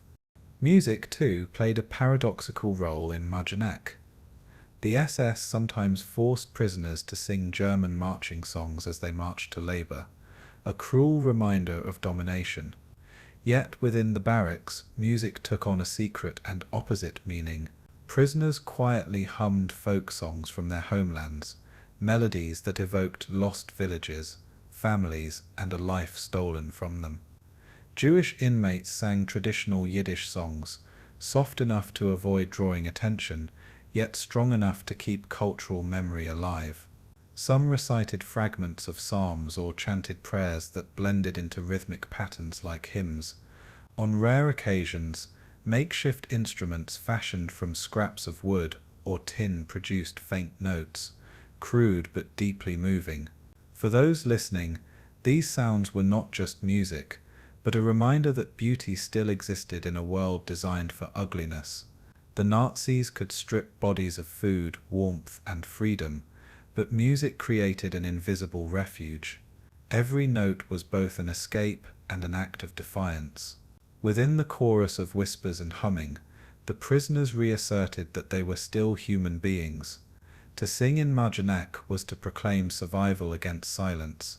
Religious faith became another form of resistance, expressed through secret prayer gatherings and the observance of traditions, even in the most impossible conditions. Jewish prisoners risked their lives to mark the Sabbath, whispering blessings over imaginary bread and wine. On Yom Kippur, some fasted despite starvation diets, turning deprivation into devotion. Christians quietly observed their holy days, whispering prayers on Sundays, or celebrating Easter in hushed groups. These rituals often lacked objects or symbols, but their power lay in intention and faith. In moments of prayer, prisoners could imagine themselves outside the barbed wire, reconnecting with families and communities beyond the camp. Faith gave them a sense of purpose, a reason to endure another day. It provided moral strength that guards could not extinguish. Even those who struggled with belief found solace in the rituals of others, recognizing that spiritual unity was itself resistance. The Nazis intended Majdanek to be a place where souls were crushed. Instead, faith became a silent rebellion. In every whispered psalm, in every hand clasped in prayer, the prisoners waged war against despair. Education, though forbidden, flourished in secret within Majdanek's barracks. Former teachers gathered groups of children when guards were distracted, teaching them basic lessons in reading, math, or history. Knowledge was passed orally, stories retold and songs taught as lessons in culture and identity. Adults, too, engaged in discussions about philosophy, politics, or literature, recalling books they had once read. These lessons were often held by memory alone, with no books or paper, but they restored dignity and continuity of thought. For children, learning was an act of hope, a promise that a future might still exist. For adults, teaching was a reminder that they had not been reduced entirely to laborers or victims. This quiet pursuit of knowledge was deeply dangerous, for discovery meant punishment, yet prisoners risked everything to keep alive the spark of intellectual resistance. To think freely, in a place built to destroy thought, was an act of defiance. Every whispered lesson, every recited story, declared that Majdanek could not erase the human mind. Education became both shield and sword. In memory and teaching, prisoners preserved humanity. Art in Majdanek took many forms. Drawings scratched onto scraps of wood, carvings hidden in walls, and secret symbols etched into bunk planks. Prisoners used charcoal, stolen pencils, or even burnt sticks to sketch faces, landscapes, or symbols of faith. Some drew portraits of fellow inmates, capturing humanity the Nazis sought to erase. Others etched stars, crosses, or birds in flight, symbols of hope and freedom. These artworks, though small and fragile, carried enormous weight. They were proof that imagination had not been extinguished, even in a place of annihilation. For the creators, drawing or carving provided an escape into a world of beauty and memory. For those who saw them, the images offered a moment of strength, a reminder of life beyond the camp. Some of these artworks survived after liberation, found in hidden corners of barracks or beneath floorboards. Today they serve as haunting testimony to the resilience of spirit in the face of destruction. At Majdanek, art became resistance. Each line drawn was a refusal to let the Nazis define reality. Cultural resistance often manifested in acts of solidarity among prisoners. Sharing a piece of bread, telling a story, or comforting a child became acts of humanity in an inhuman world. Prisoners organized themselves to protect the weakest, especially children and the elderly, shielding them from the harshest labor when possible. When one fell ill, others risked punishment to share stolen medicine or food. Acts of kindness created invisible networks of care that defied the camp's design of isolation and despair. Through mutual support, prisoners preserved not only lives, but also the values the Nazis sought to destroy. A joke told in whispers, a memory of a holiday meal, or a lullaby sung to a stranger's child, all these were rebellions of the spirit. Solidarity was not only practical but cultural, preserving traditions of compassion and community. Even in the face of mass death, these gestures affirmed life. The Nazis wanted to turn prisoners into individuals stripped of ties. Instead, prisoners forged bonds stronger than the barbed wire that surrounded them. Resistance was not only in weapons or revolts, it was also in kindness that endured amid cruelty. The cultural and spiritual resistance at Majdanek may not have halted the machinery of death, but it preserved the essence of humanity within its walls. Every whispered prayer, every scrap of writing, every secret lesson challenged the Nazi attempt to reduce people to mere objects. In the darkest conditions, prisoners created spaces of light, invisible to guards, but deeply real to those who shared them.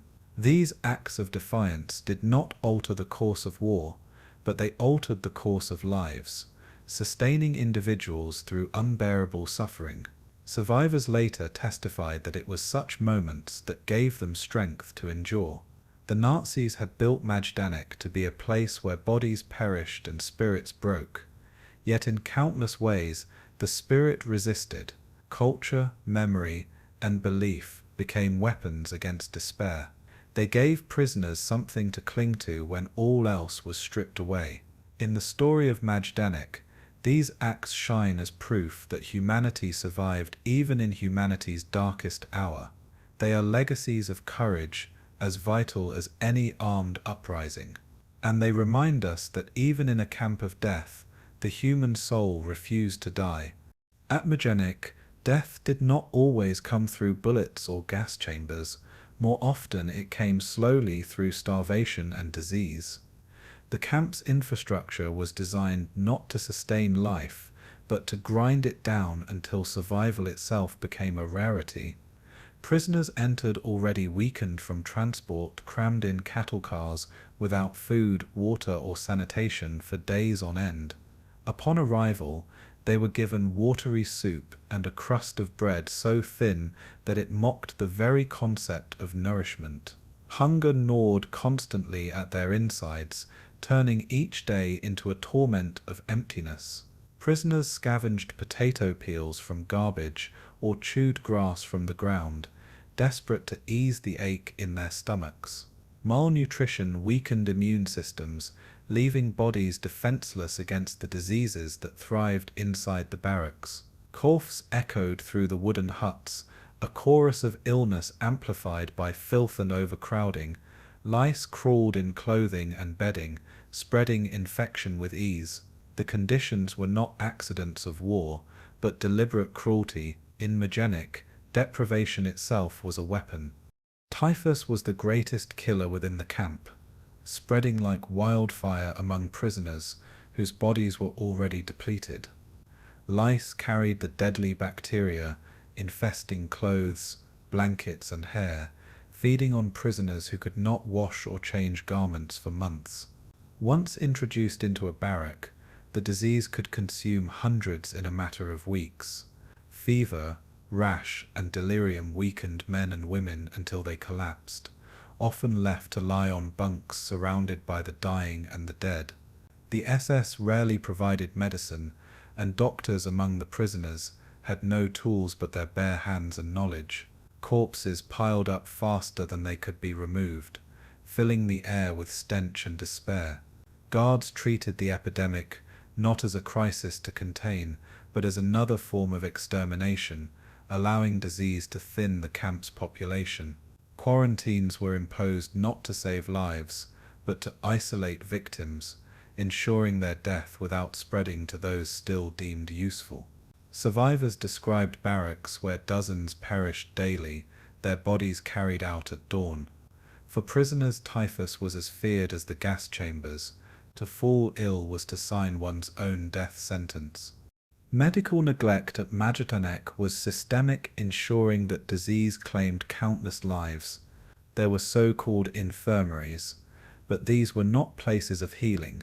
They were waiting rooms for death. Prisoner doctors, themselves emaciated and weak, tried to ease suffering with no supplies, no drugs, and no proper sanitation. Bandages were torn from old rags, and disinfectant was a rarity. The SS often used these infirmaries as selection points, sending the weak and incurably ill straight to the crematoria. Even minor wounds could become fatal, infected by filth and untreated for days. Prisoners who developed abscesses or gangrene had little chance of survival, and amputations without anesthesia were a grim necessity. Guards showed open contempt for the sick, sometimes beating them as they lay helpless on bunks. To enter the infirmary was to vanish, for few ever returned to labor duties. Survivors recalled the fear of being sent there, preferring to hide illnesses in silence rather than be condemned. The system was calibrated not to preserve life, but to let disease finish what bullets did not. Hunger, no less than disease, was a relentless executioner in Majdanek. Daily rations amounted to starvation, often no more than a thin soup made from turnips or cabbage leaves floating in dirty water. Bread allocations were meager, divided so finely that men fought over crumbs. Prisoners worked 12 or more hours in fields, workshops, or construction sites on these meager supplies, their bodies burning more energy than they could ever replenish. Weight loss was rapid and merciless, leaving once strong men skeletal within months. Starvation led to swelling of limbs, hollowed cheeks, and eyes that seemed too large for shrunken faces. Some collapsed during roll calls, unable to stand, only to be beaten for weakness. Desperation drove prisoners to trade clothing, shoes, or even their last possessions for an extra scrap of food. Cannibalistic rumors spread in the worst times, showing how hunger dismantled both body and mind. For many, starvation was not just physical torment but psychological, an obsession that filled every thought. Hunger became the rhythm of camp life, an endless craving never satisfied. The filth of Majdanek was the perfect breeding ground for epidemics. Latrines overflowed, often dug shallow, and never properly maintained, contaminating drinking water with disease. Barracks were overcrowded, packed with hundreds of prisoners sleeping head to toe, unable to stretch or move. Vermin thrived in these conditions, rats crawling over bunks at night, spreading fear and infection. Lice were constant companions, biting prisoners raw until they scratched themselves bloody. Attempts at washing were rare luxuries, for water was rationed, and soap scarce. In winter, freezing air filled the barracks, yet prisoners lacked sufficient clothing, shivering as they huddled together for warmth. In summer, stench and insects multiplied, making life nearly unbearable. The SS had no interest in improving hygiene, for filth was itself a tool of dehumanization. Conditions that would horrify in civilian life were the norm in Majdanek. In such surroundings, disease was inevitable. Suffering was not accidental, but built into the very structure of the camp. Death from disease and hunger was not only tolerated, but often accelerated by the guards. SS men mocked starving prisoners, throwing scraps of food on the ground and laughing as men fought over them. Sometimes guards forced inmates to crawl like animals to retrieve bread, using hunger to humiliate. Sick prisoners were beaten for slowing work details, their frailty interpreted as defiance. Roll calls stretched for hours in freezing cold, ensuring that the weakest collapsed and died in place. When epidemics worsened, the SS carried out selections, sending hundreds at a time from infirmaries directly to the gas chambers. Guards treated the dead and dying as refuse, dragging bodies out with indifference, sometimes mocking the corpses.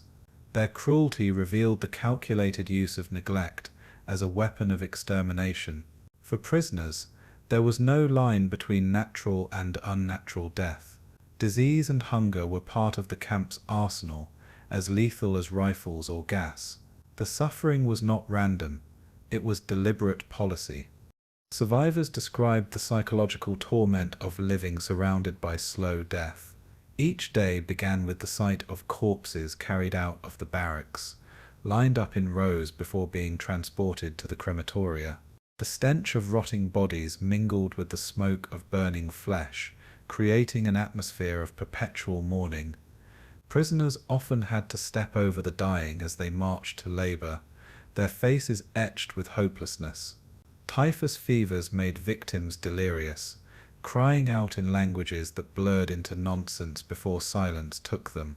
Starving men dreamed only of food, some whispering recipes to one another, reciting meals that would never come. Women clutched their children, unable to shield them from disease, forced to watch as their small bodies withered. To witness such suffering without the ability to help was its own form of torture. Hope was a scarce resource, yet even the faintest glimmer kept some alive. In this world of death, prisoners measured time not in days, but in the number of bodies removed each morning. Majdanek was a factory of slow destruction, where despair was as deadly as disease. In Majdanek, death from hunger and disease was part of the system's design, not its failure. The camp was a place where life was intentionally eroded, where neglect served the same purpose as gas chambers. Each epidemic, each rumbling stomach, and each untreated wound was another tool of extermination. Survivors later testified that this method was, in some ways, more cruel than outright execution. To live in constant hunger, to feel one's body consumed by fever, to watch companions fade and disappear, this was a lingering agony. For the Nazis, it was efficient.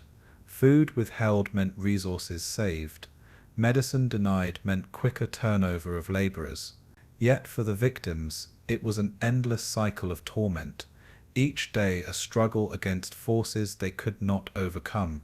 Hunger gnawed, disease spread, and death reigned. Still, some clung to survival, enduring the nightmare one day at a time. Their endurance became an unspoken rebellion against extermination.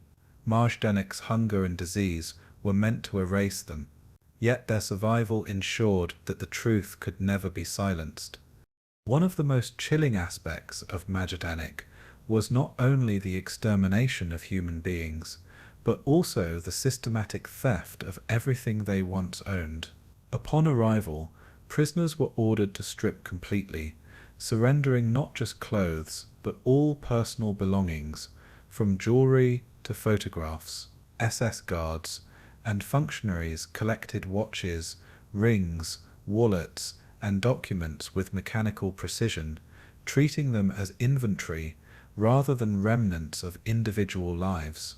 Clothing was tossed into piles, shoes stacked in mountains, and suitcases marked for processing. Women's hair was cut off, stuffed into sacks, and sent for use in German industries. Nothing was too small or insignificant to be taken, from eyeglasses to baby prams, from shaving kits to children's toys. These stolen objects were carried into vast storage barracks at Majdanek, soon nicknamed Canada by prisoners for their abundance, as if symbolizing a land of riches. To the SS, this looted property represented a resource, a secondary harvest after the harvest of death. The piles grew higher with each transport, visible reminders of how many had passed through the gates. Survivors recalled the shock of seeing their possessions vanish in seconds, as if their very identities were erased along with their lives. In Majdanek, looting was inseparable from killing. It was the economic dimension of genocide. The warehouses themselves became grotesque monuments to the crime. Row after row of shoes filled the storerooms, tens of thousands of pairs sorted by size, leather, and condition. Children's sandals lay beside boots worn by men who had labored their last day, silent witnesses to lives extinguished. Clothing was bundled and packed for redistribution, sent to depots where it would be reallocated to German settlers in the east, or shipped back to the Reich. Blankets, coats, and underwear were repurposed for German civilians suffering shortages at home. Furniture and larger items, often carried in on transports, were seized as well, redistributed to officials or auctioned off cheaply. Gold, silver, and valuables were melted down and sent to the Reichsbank, feeding the Nazi economy with blood money. Even the most intimate possessions, wedding rings, family photographs, religious items were confiscated, desecrating the memory of their owners. Prisoners who sorted these items often encountered reminders of their own families, a cruel psychological torture imposed by the SS. To walk through the storage barracks was to feel the weight of absence, each item a testimony to someone who no longer lived. The warehouses turned Majdanek into a place not only of killing, but of plunder on an industrial scale. The economic dimension of genocide was carefully organized, leaving nothing to chance. The SS implemented bureaucratic systems to catalogue and transport the stolen goods, ensuring that profit flowed smoothly from death to the state. Inventories were created, marking down the number of shoes, blankets, or kilograms of hair collected. Civilian companies, eager to profit, collaborated willingly, processing fabrics, recycling metals, and distributing goods across the German economy. This integration blurred the lines between the camp and the wider society, making ordinary Germans indirect participants in the spoils of mass murder. A child in Berlin might wear a coat once taken from a Jewish child in Lublin without ever knowing its origin. Housewives might use bed linens stripped from prisoners who had been gassed hours earlier. The SS saw efficiency in this system, calling it utilization of assets, reducing human tragedy to numbers in ledgers. The very language of the bureaucracy concealed the horror, masking murder as logistics. But for prisoners forced to sort the items, the reality was clear. Every shoe, every lock of hair represented a person erased. The economy of plunder turned victims into commodities, a final indignity imposed after death. Prisoners assigned to work in these warehouses lived in a nightmare of contradictions. They handled piles of possessions that once belonged to their own communities, sometimes recognizing familiar items. Sorting through coats, one might find a photograph tucked in a pocket, a child's name written on the inside lining. These small discoveries brought overwhelming grief, a brutal reminder of what had been lost. Yet refusal to work was impossible, for the SS would execute those who resisted. Prisoners folded clothes, tied bundles, and stacked shoes while trying to suppress the agony of recognition. Some smuggled small items to keep as hidden mementos, though discovery meant certain death. Others whispered prayers over objects, as if to give dignity to their lost owners. For many, this labor was more psychologically torturous than physical toil, as it forced them to confront the magnitude of the annihilation in tactile form. They touched the remnants of lives stolen, knowing that their own fate might soon add to the piles. The warehouses thus became a space where memory, grief, and survival collided in unbearable ways. The looted property at Majdanek also reveals the cold pragmatism of the Nazi regime. While ideological hatred fueled the extermination, the Nazis ensured that genocide also served material ends. Every item removed from prisoners was redirected towards sustaining the war effort or enriching the German population. Gold fillings from teeth were extracted and melted into bars, hair was woven into textiles, and clothing helped clothe Germans during wartime shortages. This system transformed human suffering into profit, embedding genocide within the everyday life of the Reich.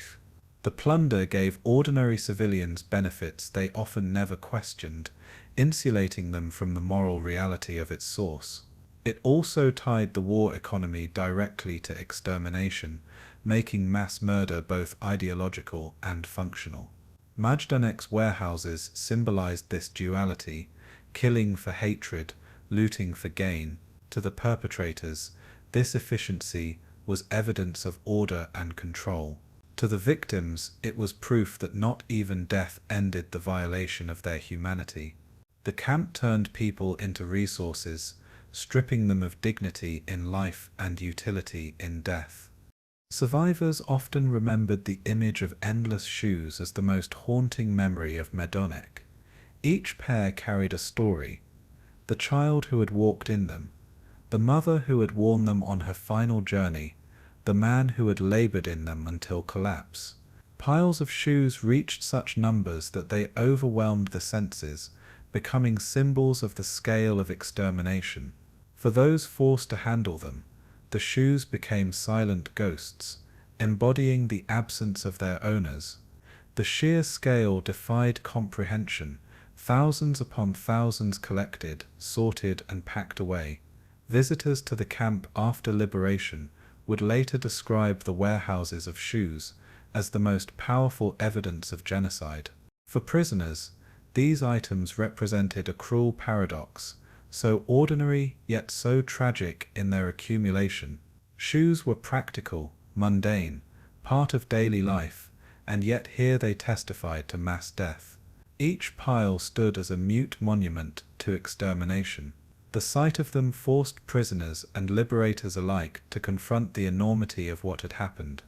The looted property also served as a propaganda tool for the SS, showcasing their efficiency to higher authorities. Reports sent to Berlin proudly detailed the amounts collected, emphasizing how nothing went to waste. These figures were presented as triumphs of organization, proof of the SS's ability to maximize resources. In reality, they masked the monstrous human suffering behind the numbers. Some Nazi officials even boasted about the economic gains from extermination, as if genocide was a successful business venture. This cynical approach revealed the regime's complete detachment from morality. The goods themselves became symbols of complicity, linking the industrial and civilian sectors to the machinery of death. Companies who processed or distributed the items became indirect beneficiaries of genocide. In this way, Majdanek was not isolated. It was part of a broader system that stretched into the fabric of German society. The warehouses told a story not just of murder, but of theft and corruption on an unprecedented scale. Every figure in a report represented lives destroyed and dignity stolen. When Majdanek was liberated, these warehouses shocked the world. Soviet and Polish forces who entered the camp found storerooms filled with shoes, clothes, and belongings that bore silent witness to the scale of extermination.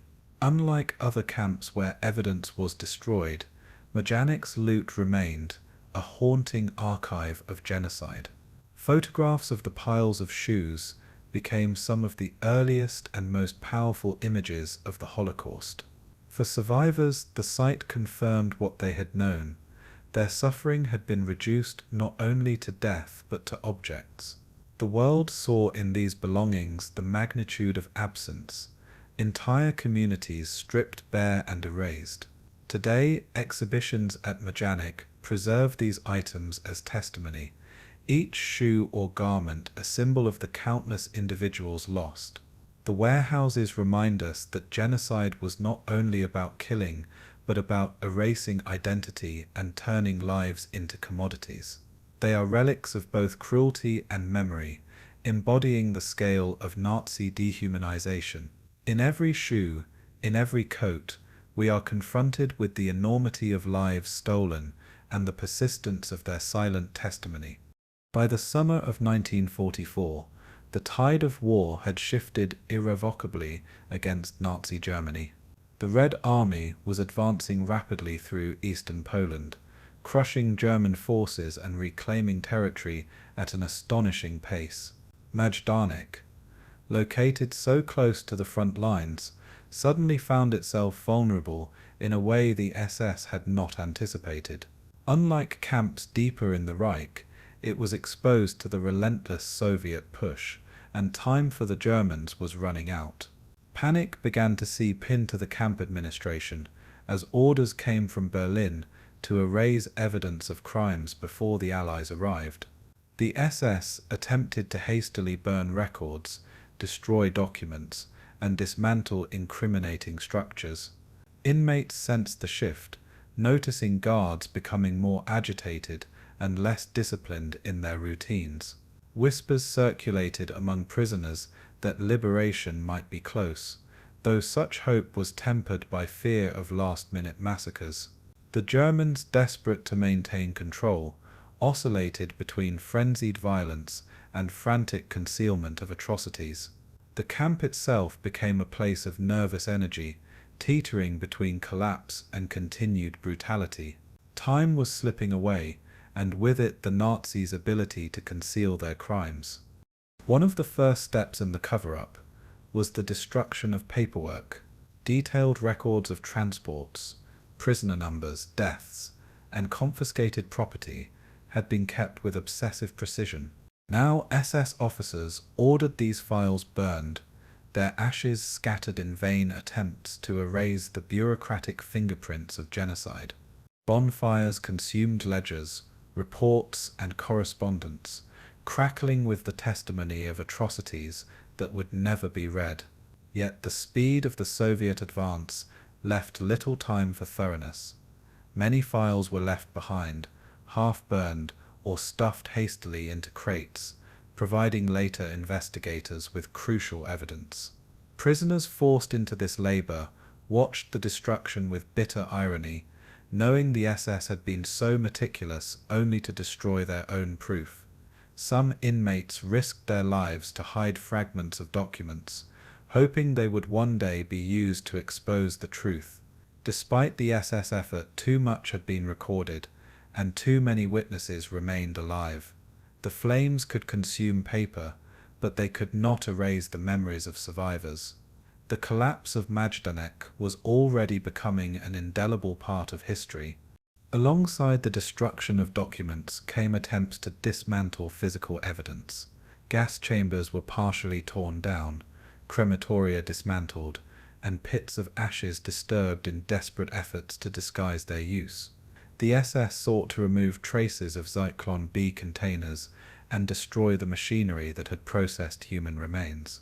Wooden structures were set ablaze, collapsing into heaps of charred rubble as smoke drifted into the summer sky. Prisoners were driven into forced labor, ordered to tear apart the very camp in which they had suffered. Some were tasked with scattering ashes across fields, trampling them into soil, as though the earth itself could conceal the crime. Others were forced to haul debris into forests, hiding remnants of extermination where no one might easily find them. Yet this effort was rushed, uneven, and futile. The scale of Majdanek's operations was too vast to vanish in a few frantic weeks. The Germans, blinded by arrogance and desperation, underestimated how much would remain to indict them. What they could not destroy would soon speak louder than what they burned. The warehouses of looted property became another target of hurried destruction. Shoes, clothing, and belongings of murdered prisoners were ordered to be shipped out, burned, or concealed. Trains carried away what could be salvaged for the Reich, though much was left behind in the rush. Piles of shoes, once meticulously sorted, now stood as grotesque monuments to the dead. SS men torched some storage facilities, their flames devouring coats, blankets, and personal effects. But again, the haste betrayed them, and much survived the fires. When Soviet troops later entered Majdanek, they would find storerooms still brimming with stolen possessions, silent witnesses to the camp's scale. Prisoners forced to handle the items often wept as they recognized belongings from family members long gone. The Germans had sought to erase all traces, but in the attempt they only revealed more clearly the enormity of their crimes. The very objects meant to vanish would soon testify against them in photographs and reports. No fire was hot enough to consume the truth forever. For prisoners, these final weeks were filled with terror and uncertainty. Rumors spread that the SS might massacre the entire camp population before retreating. The memory of earlier massacres, like the Harvest Festival shootings of 1943, remained fresh in every mind. Inmates braced for the possibility that their lives would end in mass executions rather than liberation. The guards' behavior reinforced these fears, as brutality increased in sudden bursts of violence. Some prisoners were indeed shot in chaotic last-minute killings, their bodies left in ditches.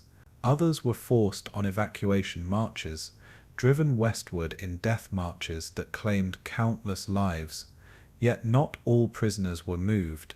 Many remained in Majdanek until the very end, uncertain whether death or freedom would arrive first. Every hour carried the weight of dread, balanced against the flicker of hope. The collapse of the camp meant chaos, and chaos was always lethal for those under SS control. The prisoners lived day to day, uncertain of whether they would see another sunrise. The camp staff themselves descended into panic. Some SS officers fled their posts without orders, abandoning uniforms and attempting to disappear among civilians. Others clung to authority, enforcing discipline with desperate cruelty, as if brutality could hold back the Soviet tide. Commanders debated whether to hold the camp or evacuate, but conflicting instructions from Berlin left them paralyzed. Guards stole from the warehouses, filling their pockets with valuables before deserting. A sense of lawlessness spread, with loyalty to the Reich crumbling in the face of inevitable defeat. For prisoners, this chaos was both dangerous and liberating. Discipline faltered, but violence became unpredictable. Escape attempts multiplied, some successful amid the confusion, others ending in swift execution. The SS hierarchy, once absolute, fractured into fear and betrayal. Majdanek, built on order and control, unraveled into disarray as its masters fled. The cracks in the Nazi system had become visible, and through them freedom was beginning to shine. By July 1944, the front line was approaching Majdanek with astonishing speed. Soviet artillery could be heard in the distance, and the air was filled with the vibrations of a collapsing front. The SS knew the camp could not be held much longer. Attempts to destroy evidence intensified, but the pace of the Red Army outstripped their efforts.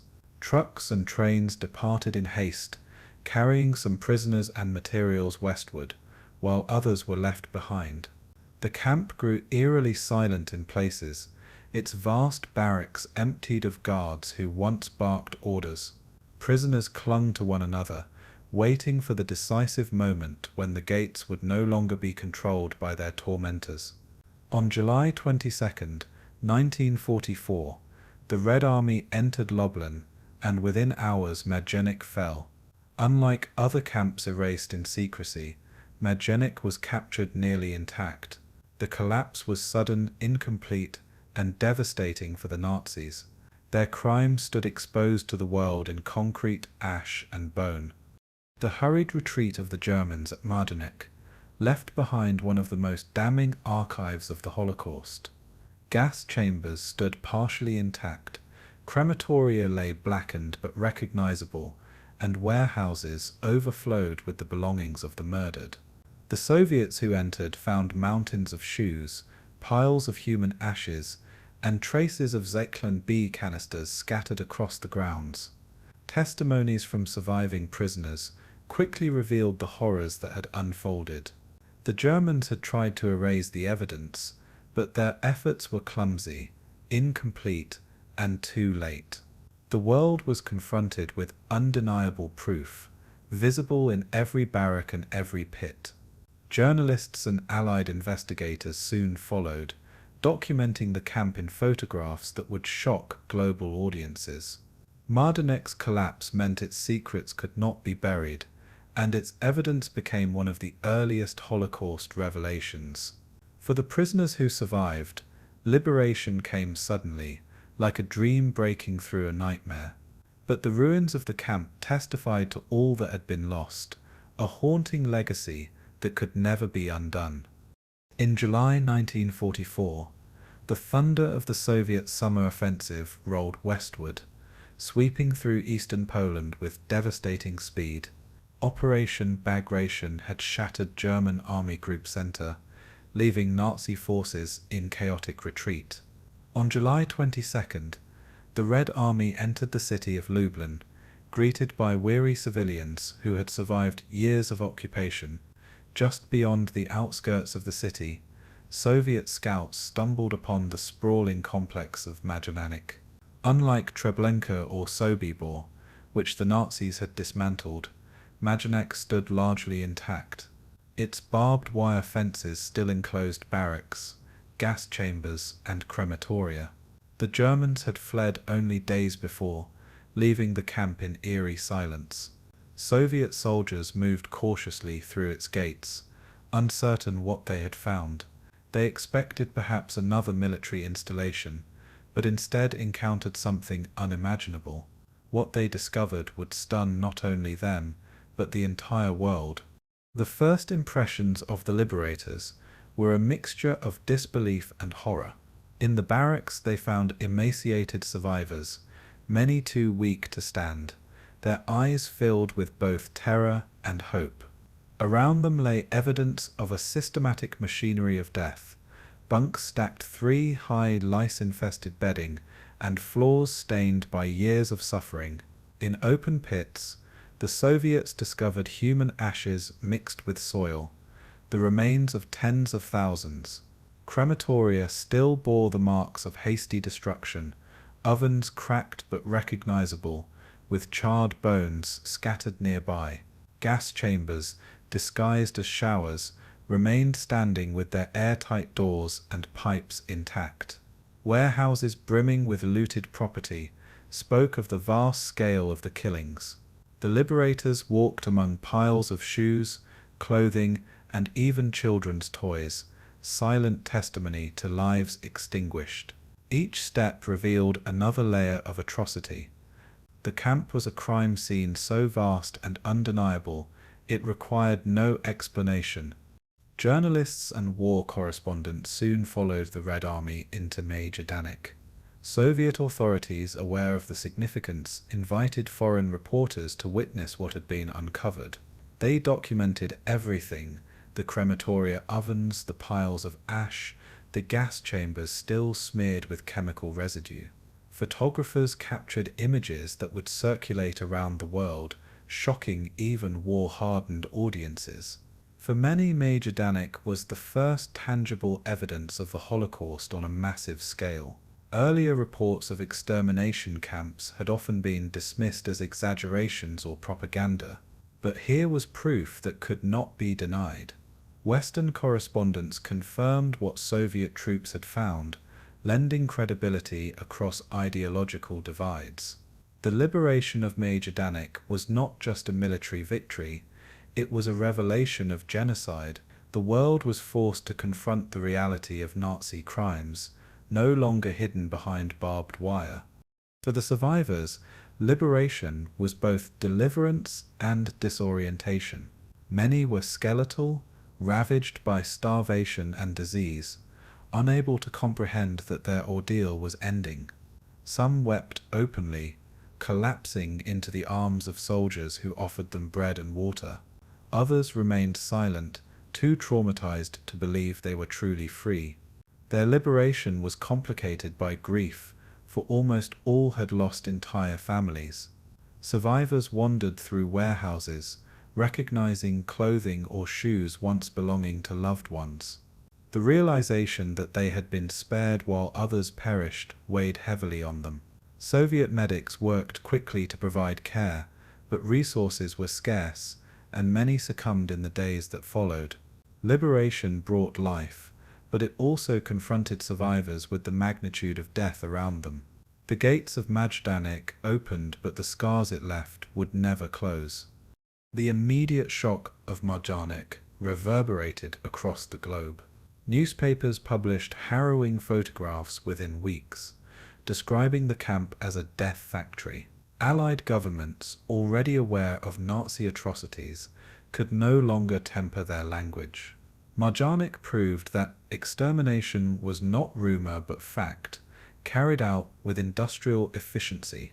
International outrage grew, fueling demands for justice and accountability.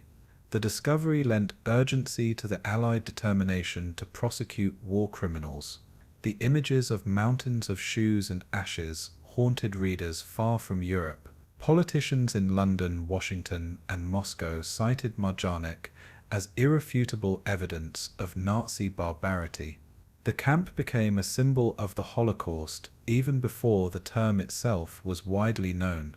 It forced the world to reckon with the true meaning of Hitler's final solution. Majdanek's liberation also carried military and political significance. It was the first major extermination camp captured intact by Allied forces. Unlike Auschwitz, liberated months later, Majdanek was seized in the heat of battle, with many structures still functional. This immediacy gave its revelations undeniable authenticity. The Soviets, eager to expose Nazi crimes, publicized the camp extensively. They used it to demonstrate the moral bankruptcy of the Third Reich and to justify their presence in Eastern Europe. Yet for all the propaganda value, the evidence itself was unassailable. Majdanek showed, beyond ideology, the mechanized destruction of human life. It was not only a Soviet discovery, but a universal indictment of Nazism. The ruins of the camp stood as testimony, written in concrete ash and silence. The response of ordinary soldiers was deeply human. Many Red Army men, hardened by years of brutal combat, wept openly at what they saw. Some carried survivors in their arms, speaking gently in languages the prisoners barely understood. Others stood stunned before the gas chambers, running their hands over the cold steel of doors that had sealed thousands to their deaths. For them, the liberation of Majdanek was not simply another victory, it was a revelation of evil beyond comprehension. The shock cut through battle fatigue, imprinting itself on their memories forever. Survivors recalled Soviet soldiers offering cigarettes or sharing rations, small gestures of humanity after years of dehumanization. Yet even acts of kindness could not erase the trauma etched into the camp. Liberation was both the end of captivity and the beginning of lifelong mourning. Majdanek was free, but the weight of what had occurred there would never lift. In the weeks that followed, Majdanek became a site of investigation, documentation, and reflection. Soviet commissions catalogued evidence meticulously, photographing and measuring every chamber, oven, and warehouse. Survivor testimonies were recorded, giving voice to the unspeakable. The camp itself became a living museum of atrocity, preserved almost as it had been found. Unlike other sites, it was not demolished or erased, but left standing as a warning. Journalists from across the world continued to visit, each leaving with stories of horror to share with their audiences. The liberation of Majdanek marked a turning point in the recognition of the Holocaust as a distinct crime. It was the first crack in the wall of denial, opening the way for future trials and historical reckoning. For survivors, it was the beginning of telling their stories. For humanity, it was the moment the scale of Nazi evil could no longer be denied. When the Red Army uncovered Majdanek in July 1944, it was not only a military discovery, but also the opening chapter in the pursuit of justice. The camp, unlike others dismantled by the retreating Nazis, stood almost intact, offering irrefutable evidence of mass murder. Soviet authorities moved quickly to establish commissions that gathered testimonies, catalogued artifacts, and photographed crime scenes. This documentation would become critical in future war crimes trials. The liberation of Majdanek occurred months before Auschwitz was exposed, making it the first extermination camp presented to the world as proof of genocide. Soviet prosecutors at Nuremberg relied heavily on the preserved gas chambers, crematoria, and warehouses filled with shoes as exhibits. Survivors, though frail, provided eyewitness testimony that described the systematic killings in harrowing detail. The camp became both a symbol of Nazi atrocity and a courtroom exhibit in its own right. The process of justice, however, would stretch over decades. Majdanek's trials were long, complex, and often unsatisfactory for survivors who demanded accountability. At the International Military Tribunal in Nuremberg, Majdanek was featured prominently among the crimes against humanity charges. Photographs of its crematoria and piles of looted belongings were displayed to stunned judges and journalists. The Soviets presented Majdanek as evidence of premeditated industrialized extermination. Gas chambers with Zyklon B residue and charred bones from mass graves underscored the camp's role in the final solution. Testimony from liberated prisoners described daily roll calls, arbitrary executions, and the terror of selections. The tribunal noted that Majdanek's operation spanned from 1941 until 1944, during which at least 80,000 people perished, though estimates ran far higher. It was the first extermination camp to be exposed on such a global legal stage. German lawyers attempted to dismiss Soviet evidence as propaganda, but the sheer physical proof was impossible to deny. Survivors' voices cut through denials, ensuring Majdanek's crimes were etched into the official record. Justice, though partial, had taken its first steps. Beyond Nuremberg, the Polish authorities pursued justice with their own tribunals. Lublin, where the camp was located, became the site of early war crimes trials in late 1944.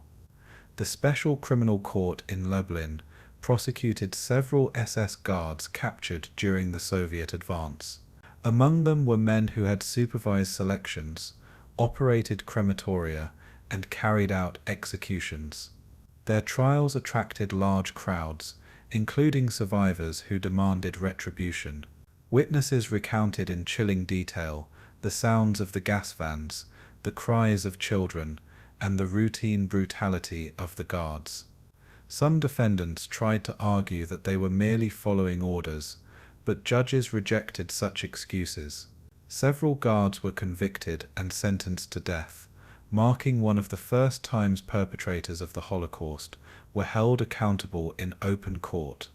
For survivors, these proceedings offered both validation and a measure of justice. Yet they also knew that many perpetrators had escaped. The post-war years saw further investigations into Majdanek's SS leadership. Commandants, such as Hermann Florstedt and Anton Ferns came under scrutiny for their roles in organizing exterminations and brutalizing prisoners.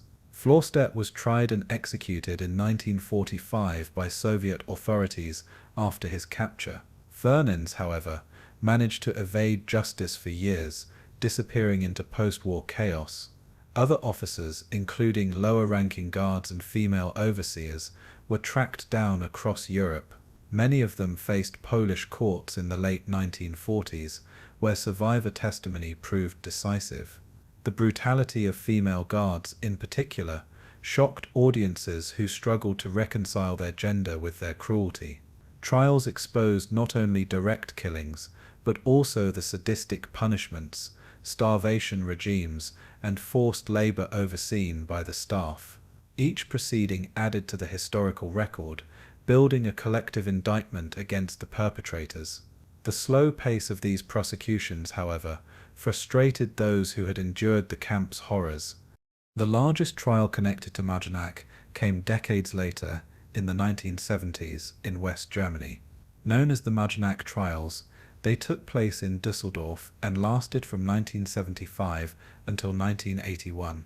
This extraordinary length made it one of the longest war crimes trials in history. 16 former camp personnel stood accused, including female guards, who had terrorized women and children. The trial presented evidence of selections, mass shootings, and the infamous Harvest Festival massacre of November 1943. Survivors from around the world testified, reliving their trauma in hopes of securing justice. The proceedings were grueling, not only for the witnesses, but also for German society, which was forced to confront a forgotten atrocity.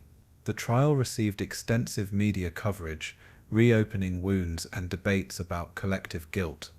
Although some defendants were convicted, others were acquitted due to insufficient evidence. The mixed verdicts left many survivors disheartened, yet the trial kept Majdanek's story alive. Legal arguments often circled around the defense of obedience to orders. Former guards insisted that refusing instructions would have meant their own deaths. Prosecutors countered that choices always existed, citing instances where individuals avoided assignments without punishment. The courts examined not only direct acts of murder, but also the daily complicity of running the camp's machinery. Who bore responsibility? The commandants, the guards, the clerks, or all of them together? Survivors emphasized that every role contributed to extermination, from operating crematoria to guarding fences. Testimony revealed chilling indifference among the staff, who often mocked prisoners or celebrated after executions. The trials highlighted the bureaucratic nature of genocide, where death became routine. Judges struggled to assign guilt proportionally, torn between legal standards and moral outrage. The complexity of genocide defied simple judgments, making every verdict a compromise. International reactions to the Majdanek trials underscored both the progress and shortcomings of post-war justice. Some hailed the prosecutions as essential steps in preserving historical truth. Others criticized the leniency of sentences, arguing that many guilty individuals escaped with minimal punishment. The Cold War atmosphere often complicated proceedings, with East and West politicizing the trials for propaganda. Survivors expressed deep disappointment that justice moved so slowly, while many perpetrators lived ordinary lives for decades. Yet the trials ensured that Majdanek was not forgotten, cementing its place in Holocaust memory. They also contributed to the evolving concept of crimes against humanity in international law. By documenting survivor testimonies, they preserved evidence for future generations. Each trial, however imperfect, affirmed that genocide could not be erased. The pursuit of justice at Majdanek was not only legal, but also moral. In the end, justice for Majdanek was partial and uneven. Thousands of perpetrators escaped accountability, living quietly after the war. Yet the trials from Lublin to Nuremberg to Düsseldorf built a record that future deniers could not ignore. Survivor voices ensured that the camp's crimes remained known to the world. The proceedings revealed the depths of cruelty inflicted and the courage required to bear witness. They demonstrated both the possibility and the limits of justice in the aftermath of genocide. For many survivors, the trials were less about retribution and more about recognition of their suffering. They wanted history to acknowledge their losses, even if legal punishment was incomplete. Majdanek's trials left an enduring legacy that genocide must be confronted with truth, no matter how delayed. In the echoes of those courtrooms, the victims of Majdanek were given a voice. When the Red Army liberated Majdanek in July 1944, the camp became more than a crime scene. It became a permanent scar etched into the landscape of Poland. Unlike Auschwitz or Treblinka, Majdanek was captured almost intact, its barracks, watchtowers and gas chambers preserved by the speed of the Soviet advance. This preservation turned the site into the first major concentration and extermination camp to become a museum. As early as November 1944, Polish authorities opened Majdanek to visitors, establishing a precedent for Holocaust memorialization. Survivors walked its grounds with grief and disbelief, pointing to the crematoria where their families had been consumed by fire. Journalists, photographers, and soldiers documented every corner, ensuring that Majdanek became an undeniable symbol of Nazi barbarism. Its early transformation into a museum reflected both a political message and a moral obligation.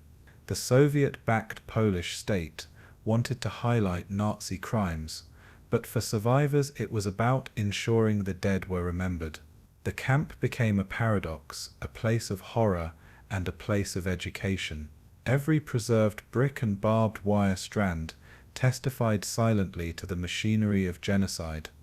The physical preservation of Majdanek distinguished it from other camps, dismantled by the Nazis in retreat. Visitors could walk into gas chambers stained with Zyklon B residue, see crematoria ovens still filled with ash, and confront mountains of looted shoes. These artifacts created an immediate, visceral confrontation with history. For many, standing on the grounds of Majdanek was like touching the very edge of hell. The camp's geography, lying just outside the city of Lublin, meant that local civilians had always known about its existence. Residents recalled the smell of burning bodies drifting across the city and the sight of endless transports arriving. Unlike hidden death camps in forests, Majdanek was an atrocity committed in plain view. This visibility added to its symbolic power after the war. It served as proof that ordinary life coexisted with mass death, forcing future generations to reflect on complicity and silence. The camp thus became not only a museum, but a moral mirror. Survivor testimonies became central to Majdanek's legacy. Men, women, and children who had endured the camp recorded their memories in memoirs, interviews, and trials. Their voices captured the details that ruins alone could not tell: the hunger, the fear, the whispered prayers, the smell of lime in mass graves. Writers like Helena Birnbaum and others described the unimaginable in ways that still resonate. Testimonies preserved in archives across Poland and Israel became part of Holocaust education worldwide. Each story transformed statistics into human lives, restoring individuality to those reduced to numbers by the Nazis. Survivors often spoke at the camp itself, guiding visitors through its barracks and speaking where their loved ones had perished. Their presence made Majdanek a living classroom, connecting the past to the present. As survivors aged and passed away, their recorded words became a bridge to the future. The camp's silence was thus filled with their enduring voices. The memorialization of Majdanek was not without controversy. In the communist era, Remembrance was often shaped by political agendas that emphasized anti-fascist struggle while downplaying specifically Jewish suffering. Official plaques highlighted the victimization of Poles, Soviets, and other groups, while mentioning Jews only in passing. This reflected broader trends in Eastern Bloc memory politics, where the Holocaust narrative was often obscured. Survivors and Jewish organizations criticized these omissions, demanding recognition of the centrality of Jewish extermination. Over time, revisions to exhibits and plaques corrected these distortions. Today, visitors encounter a more accurate presentation that acknowledges the camp's role in the final solution. The evolution of remembrance at Majdanek reflects the broader struggle of societies to confront difficult truths. It demonstrates how memory itself can be contested, reshaped, and ultimately clarified. The camp's history became not only about the crimes, but also about how humanity remembers them. One of the most haunting features of Majdanek's memorial is the Mausoleum of Ashes. Constructed in 1969, it houses the cremated remains of tens of thousands of victims. Beneath a massive concrete dome, visitors see a mound of ash and bone fragments collected from the camp's grounds. Inscribed above is the phrase, "Let our fate be a warning to you." This stark presentation embodies the camp's moral message to the world. Unlike abstract monuments, the ashes are real, human remains preserved as testimony against denial. Standing before them, visitors are forced to confront both the enormity of the loss and the intimacy of each life destroyed. The mausoleum transforms silence into a voice of warning across generations. It is not simply a grave, but a universal indictment of hatred and indifference. In this way, Majdanek's preservation bridges the gap between memory and warning. Majdanek's legacy also resides in education. School groups, scholars, and international visitors come to study its history. Walking the grounds where roll calls were held and barracks once overflowed with suffering. Guided tours emphasize not only the machinery of death, but also the resilience of those who endured. Exhibitions show confiscated belongings, suitcases, eyeglasses, children's toys, each object a fragment of stolen humanity. Universities and research institutes use Majdanek as a focal point for Holocaust studies, war crimes, and genocide prevention. The camp's museum archives preserve tens of thousands of documents, photographs, and testimonies. Teachers worldwide draw on these resources to keep history alive in classrooms far beyond Poland. By situating visitors in the physical spaces of atrocity, Majdanek provides lessons that books alone cannot deliver. The site embodies the principle that remembrance is not passive but active, requiring confrontation and reflection.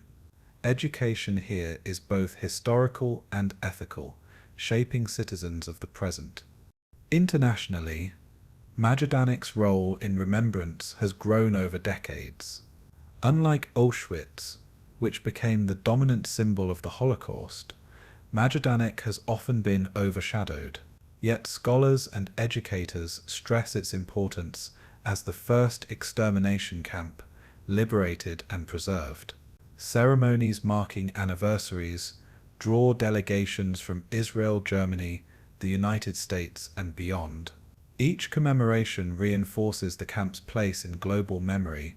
Survivors who return to Majdanek often describe the experience as both devastating and necessary.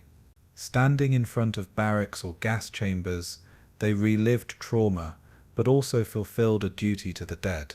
The camp has become a site of reconciliation, with German officials acknowledging responsibility and seeking forgiveness. Its preservation ensures that dialogue about guilt, responsibility, and healing continues. Majdanek thus became not only a Polish or Jewish site of memory, but a universal one. The enduring lesson of Majdanek is both simple and profound, humanity must remember to prevent repetition. Its preserved grounds speak against indifference, warning of the dangers of hatred left unchecked. Survivor testimonies remind us that genocide begins with words, discrimination, and silence. The camp's museum challenges visitors not only to mourn but to act, to see themselves as guardians of memory. In every stone, every shoe, every ash-filled urn lies a call to responsibility. Majdanek stands as a prototype of extermination, a symbol of cruelty but also a lesson in resilience. For survivors, remembrance was about dignity. For the world, it is about vigilance. The legacy of Majdanek demands that we ask uncomfortable questions about complicity, morality, and courage. It ensures that the warning carved into the mausoleum is never ignored. As long as Majdanek stands, humanity is confronted with both its darkest capacity and its obligation to resist it.